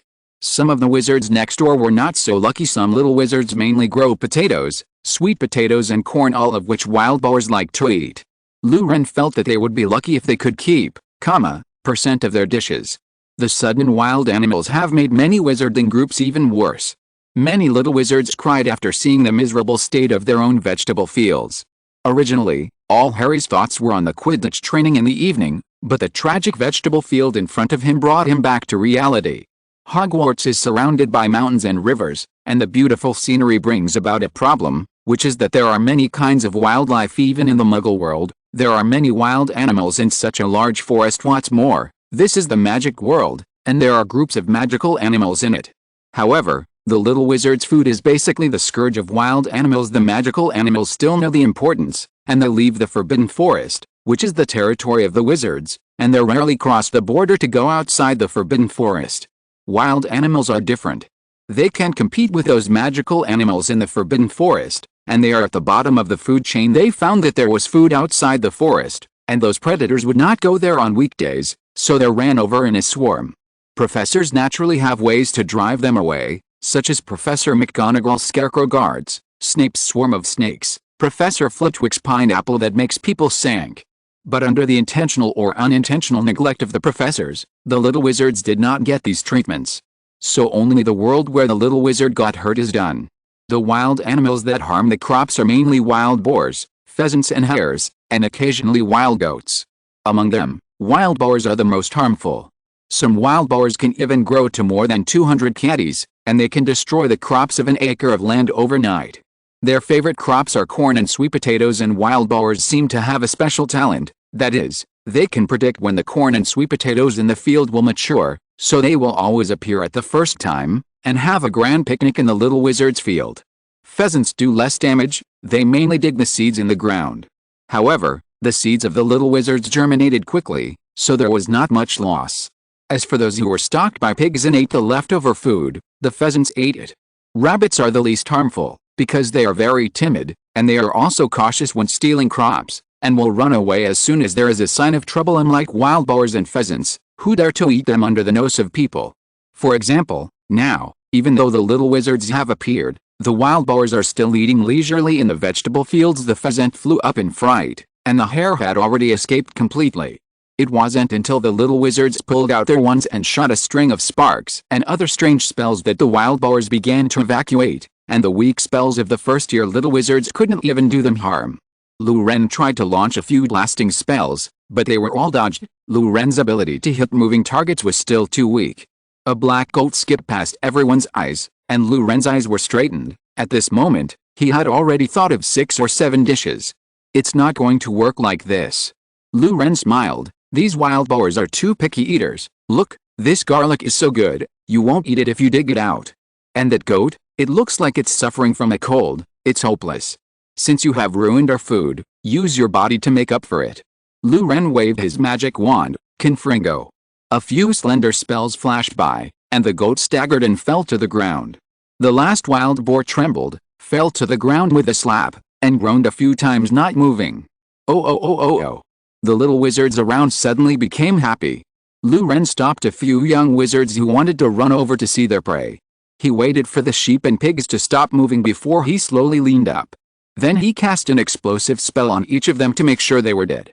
Picked them up and dragged them to the open space next to the vegetable field. Professor Sprout also took a look with a smile, and suggested that Lu Ren should bleed them immediately. She cast a levitation spell, hung the two prey upside down, and then waved her wand downward, and the prey's wounds were gushing out with hot blood. From her skilled movements, it can be seen that she has done such things a lot. The meat must be bled to be delicious, and the blood must be drained clean. Professor Sprout also specifically reminded Lu Ren. Yes, and it's best to skim the foam from the stew. It's a pity that these are wild animals and have never been eunuched. Lu Ren sighed. Professor Sprout's eyes lit up. Expert, this little guy knows how to cook. She couldn't help feeling a little fond of Lu Ren. Excellent performance, 5 points from Gryffindor. She added 5 points to Lu Ren as a reward. Okay, boys, be quiet. Professor Sprout felt that there were enough gossips and miscellaneous things, and it was time to get down to business. She slapped her hands, and when all the little wizards were quiet, she said, generally, herbalism classes are held in the greenhouse, but this week is an exception. At the request of Professor Dumbledore, I will teach you how to harvest crops, fruits and vegetables, and the next planting link. In fact, this is more what Professor Flitwick should teach you, and he will teach you many exquisite and efficient spells. Next week we will go to the greenhouse for class again. There are many greenhouses in Hogwarts, where various plants are planted. Without my permission, it is strictly forbidden to enter the greenhouses, because some plants are very dangerous, and you may be injured just by looking at them. Okay, I know you still have a lot to say, but let's do it one by one. First, I will teach you a very useful pastoral spell that can help you harvest produce. The name of the spell is, Harvest Quickly. You check it out. Professor Sprout took out his wand, waved it in the air, and drew 3/4 of a circle clockwise, then quickly swung his wand diagonally downwards. Harvest quickly. All the vegetables within 10 square meters in front of her jumped out of the ground, and then piled up into a hill by themselves. Remember, the key point of the spell is the subtle wrist movement. The end point of swinging the wand obliquely must be on the same vertical line as the starting point of the swing. The waist length of the triangle formed is as close as possible. There is also the point of the spell. Sentence, it is fast, reaping. The second sound should be elongated, and the last 2 words should be as short and clear as possible. Come on, try it. Muggles can't cast spells even if they can wave their wands and say spells. End of this chapter, chapter 98. After Professor Sprout finished speaking, he waved his wand, and a bucket appeared in front of each little wizard, which was used to hold the harvested crops. Lu Ren tried it, and he couldn't understand why this effect could be achieved. But it's still possible to follow the gourd. He imitated Professor Sprout's movements and tried his best to restore the spell. A tomato seedling in front of him trembled, and then the tomatoes on it fell into the bucket prepared in advance. The vast majority of young wizards succeed the first time, and it seems that this spell is not too difficult. However, the effects of each wizard's cast are slightly different. Professor Sprout can clear all the crops within nearly 10 square meters at once, But Luren can only clear the tomatoes on one seedling. The best performer among the young wizards this year was not Hermione, but Hannah Abbott, who is in the same group as Luren. She can clear all the crops on the surface of about 5 square meters in one fell swoop, and then use it again to dig out all the underground crops. Amazing. Luren gave her a thumbs up. Hannah is obviously a slightly shy little girl. She waved her hands repeatedly. It's nothing, it's nothing. It's nothing, it's just skillful. You know, I often help in the bar at my uncle's house, so I'm better at life magic. Don't be so modest. Luren waved his wand again. I feel like I'm not as effective as your spellcasting even if I'm proficient. Hermione on the side swung her wand violently, causing several pumpkins to fall into the ground and turned into pumpkin puree. The little wizards got busy, and piles of vegetables and crops appeared in the fields. After they harvested, they needed to replant the crops quickly, and by the way, apply some magic fertilizer invented by Professor Sprout. When get out of class was about to end, most of the little lion cubs and little badger cubs had finished their work. Harvesting and replanting. Professor Sprout also pushed a somewhat strange car. The trolley is a 4-wheeled trolley with a tin box on it, and a scale on the trolley. Professor Sprout parked the car at the edge of the field and gave each little wizard a badge. Gryffinder's badge is the head of a little lion, and Hufflepuff is the head of a badger, both in Q version. There is also the name of each little wizard on the front of the badge, and the names of their team members are engraved on the back name. This is your badge. In the future, the number of crystals will be recorded in the badge, and you will only accept badges for payment when you buy things in school. Sprout explained the purpose of the badge. Okay, you all come to weigh the fruits of your labor before get out of class ends. She motioned to the students to put the crops in the box on the trolley. Do you have any questions, Miss Granger? Everyone followed Professor Sprout's eyes and looked at Hermione, who raised her hand. Professor, how do we get rid of those beasts? They destroy a lot of our crops. When she first came to the vegetable field, she was shocked by what she saw. If she couldn't make an effective response, this kind of tragedy would only happen again. Presumably you have already understood the consequences of not being prepared to drive out the beasts. Sprout nodded non-committally, with a gentle smile on her face, and she glanced at the little guys in front of her.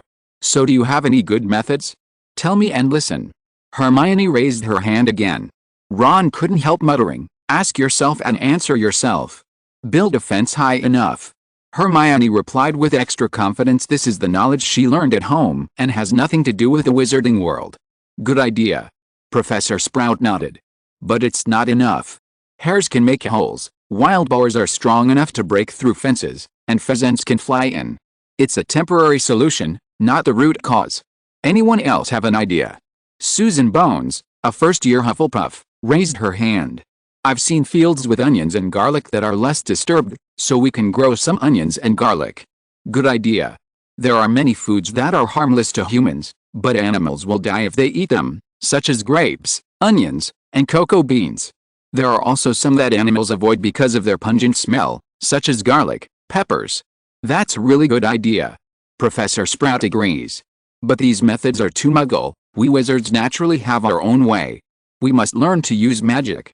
She gave a meaningful look at the little wizards present. Professor, may I ask how we can get the professor's method of exorcising animals? Luren asked, and the professor's method of exorcising animals is much more reliable than what they just proposed. Professor Sprout raised his eyebrows, and finally a little guy got his point. By it. She replied very simply, Minerva's expulsion-type scarecrow, crystals, and the effect of the transfiguration spell can last for about a month. The methods of Professor Snape and Professor Flitwick, I am not it's very clear, you can find a chance to ask them. I also have some body fluids of large beasts here, which can effectively repel beasts, and the price is also cheaper. A bottle of, crystals can cover about, square meters. Luren curled his lips. Professor Sprout dug a small hole. First of all, the coverage area is a bit small. It seems that Sprout has tampered with the bodily fluids. Second, how long can the smell last? If these two questions cannot be answered, it is better not to rush to buy the potion in her hand. Professor McGonagall's scarecrow is quite reliable, enough to repel most wild animals, and it looks quite strong, and it is estimated that it can also dissuade wild boars. The only downside is that it's expensive, but things are expensive, and it's your fault, not the fault of the stuff. but it seems that the patrol range of a scarecrow is quite large. Let's weigh the harvest first and then decide which plan to use. Luren decided to see how much startup capital he could have. He moved his crops into the box little by type, and finally he and Henna got a total of 3,571 crystals. The harvest of their group is conservatively estimated at 7,000 crystals. There are 10 people at the Gryffindor level, forming 10 groups evenly divided. Each group only needs to pay, crystals to buy a scarecrow. After the little wizards sold their crops, Luren shared his plan with the little wizards. It also got a good response. Although some groups couldn't even gather, crystals, they could still buy them if they squeezed together. In addition, the fields of the first grade are all next to each other, and buying a scarecrow is also a good solution. The little wizards decided to discuss it with their team members at noon, and if everyone had no objections, then it was decided. End of this chapter. Chapter 99. The Weasley Brothers' Big Plan. After class, Luren and the others did not disperse, but paid the owed seed fee and multifunctional fertilizer fee to Professor Sprout. The first time is free, but the one just used for class needs to be paid spent money. And the price of a fertilizer is ridiculously expensive. A fertilizer costs 1,000 crystals. Some disaster-stricken groups ran out of funds after paying the fertilizer money, and some people's harvests were not enough to buy fertilizer. But to Luren, this little money was really nothing, and he bought a portion of fertilizer with a wave of his hand.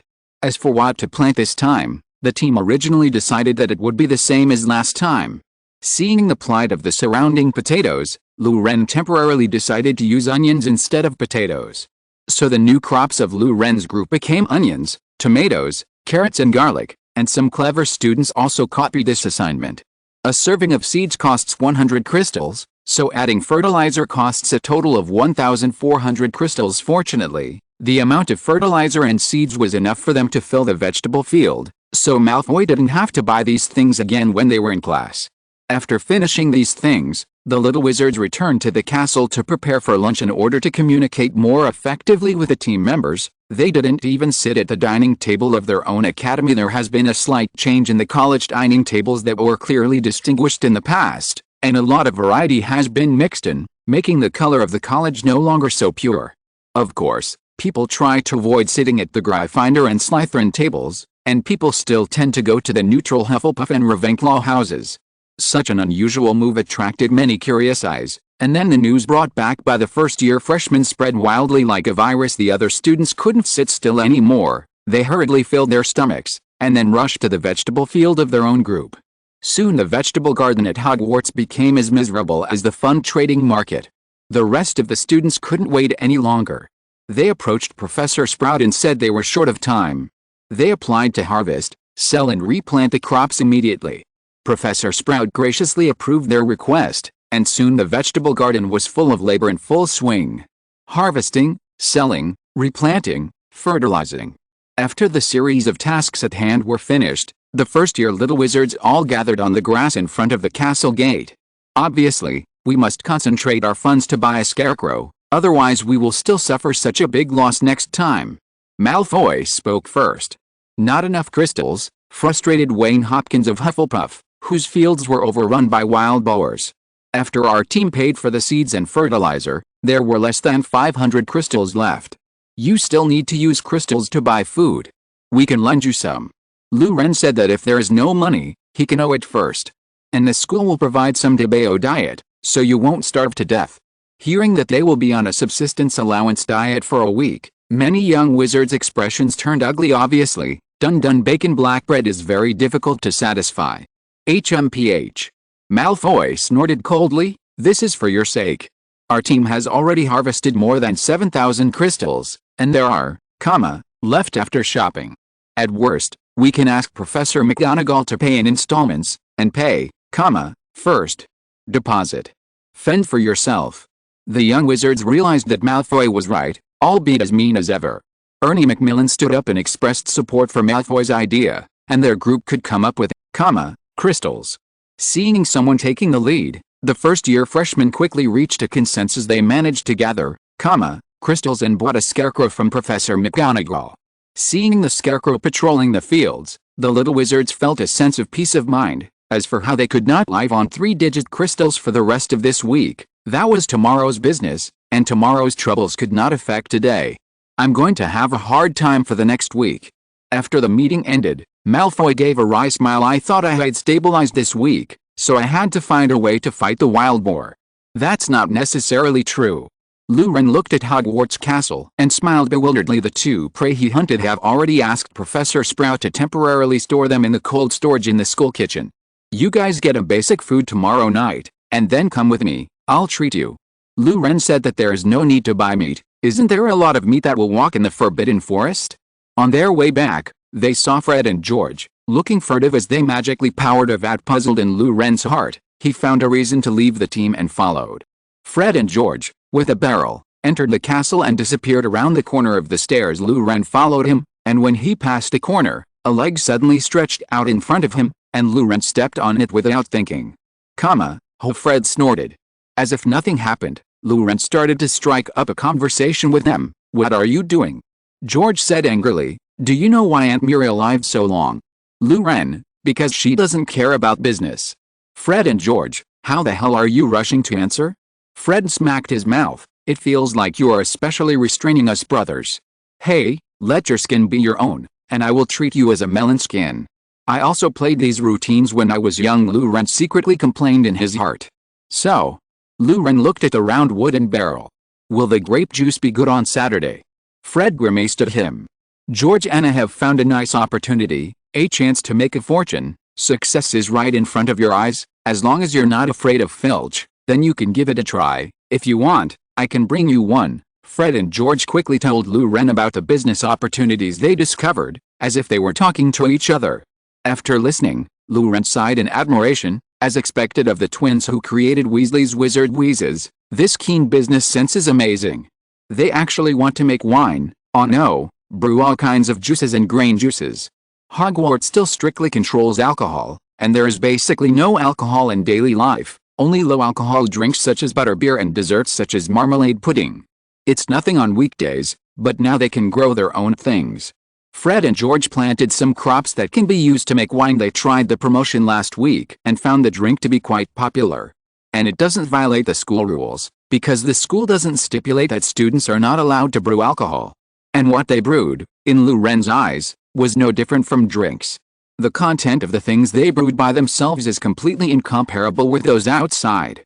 It is not so much wine as it is a drink like pineapple beer. They brew the strongest red wine, and the degree does not reach 8 degrees according to the regulations of the International Wine Organization. The alcohol content of wine cannot be lower than 8.5 degrees. What they produce cannot be called wine internationally.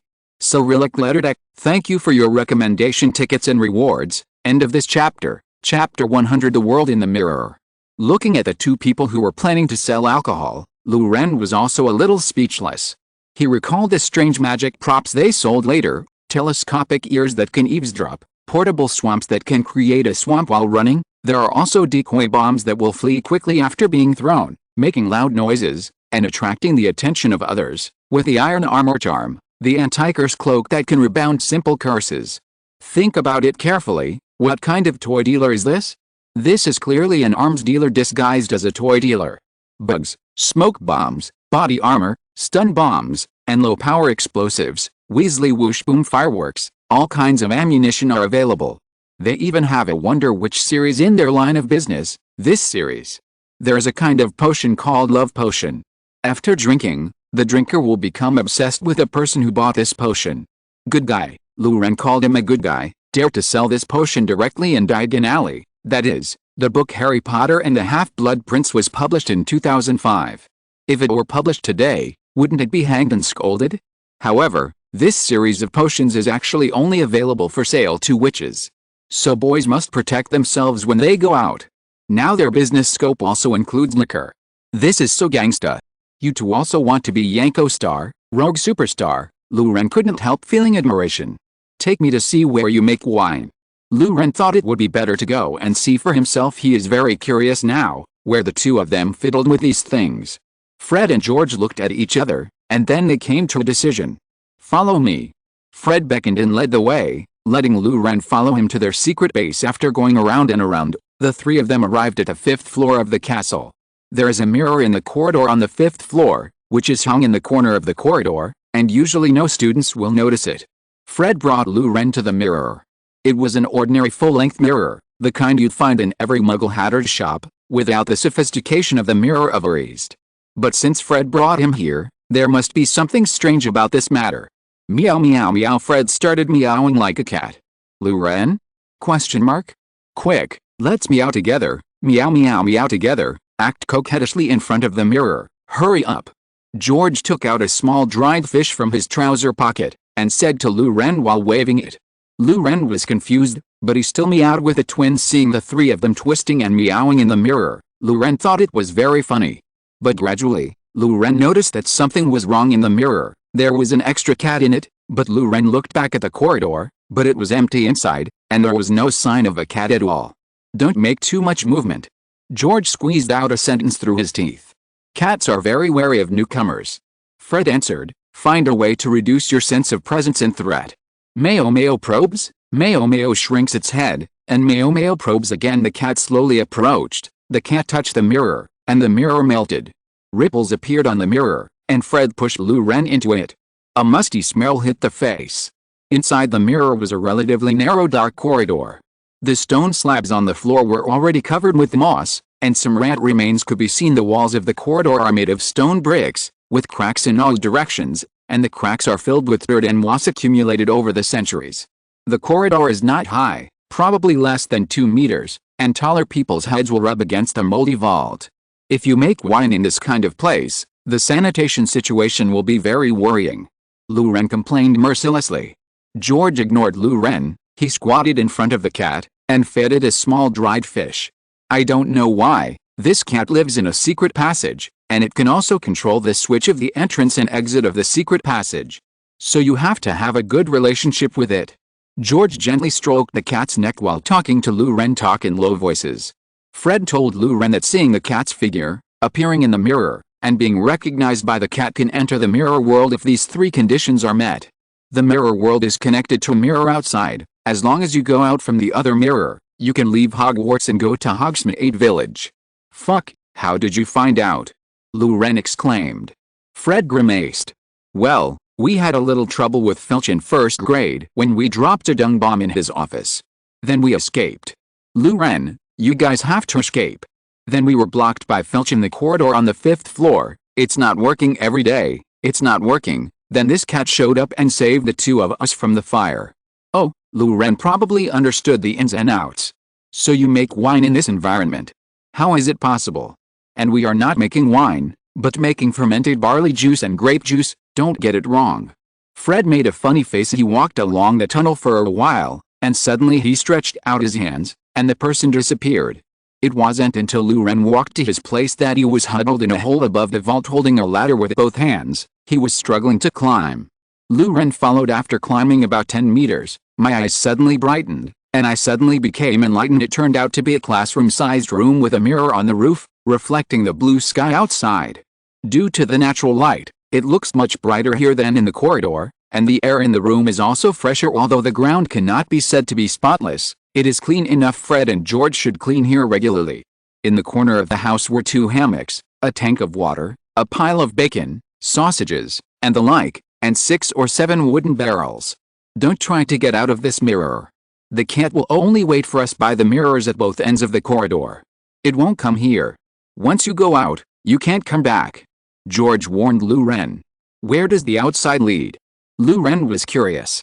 Follow the corridor to the end, and you can go to Hogsmeade Village. I have poked my head out of this mirror and looked at it a few times. It should be in a certain mountain. Fred shrugged his shoulders and spread his hands to express that I agree. Have no idea. We often come here to rest and play with the cats. George took out a small ball out of nowhere, held it in his hand and threw it. So have you considered taking the cat out? Lou Ren felt that a kitten stuck here seemed a bit pitiful, lonely, and could only stare at the mirror in a daze. Try. The cat doesn't want to go out. George would have a cat as a pet if he could get it out. Fred patted George on the head, and George smashed the ball into his face. End of this chapter. End of this chapter. Thank you very much for reaching the end. Don't forget to like. Looking for more exclusive content and immediate access? Subscribe to our Patreon. Remember, every like, subscription, or donation encourages us to continue. Thanks to everyone. See you in the next video.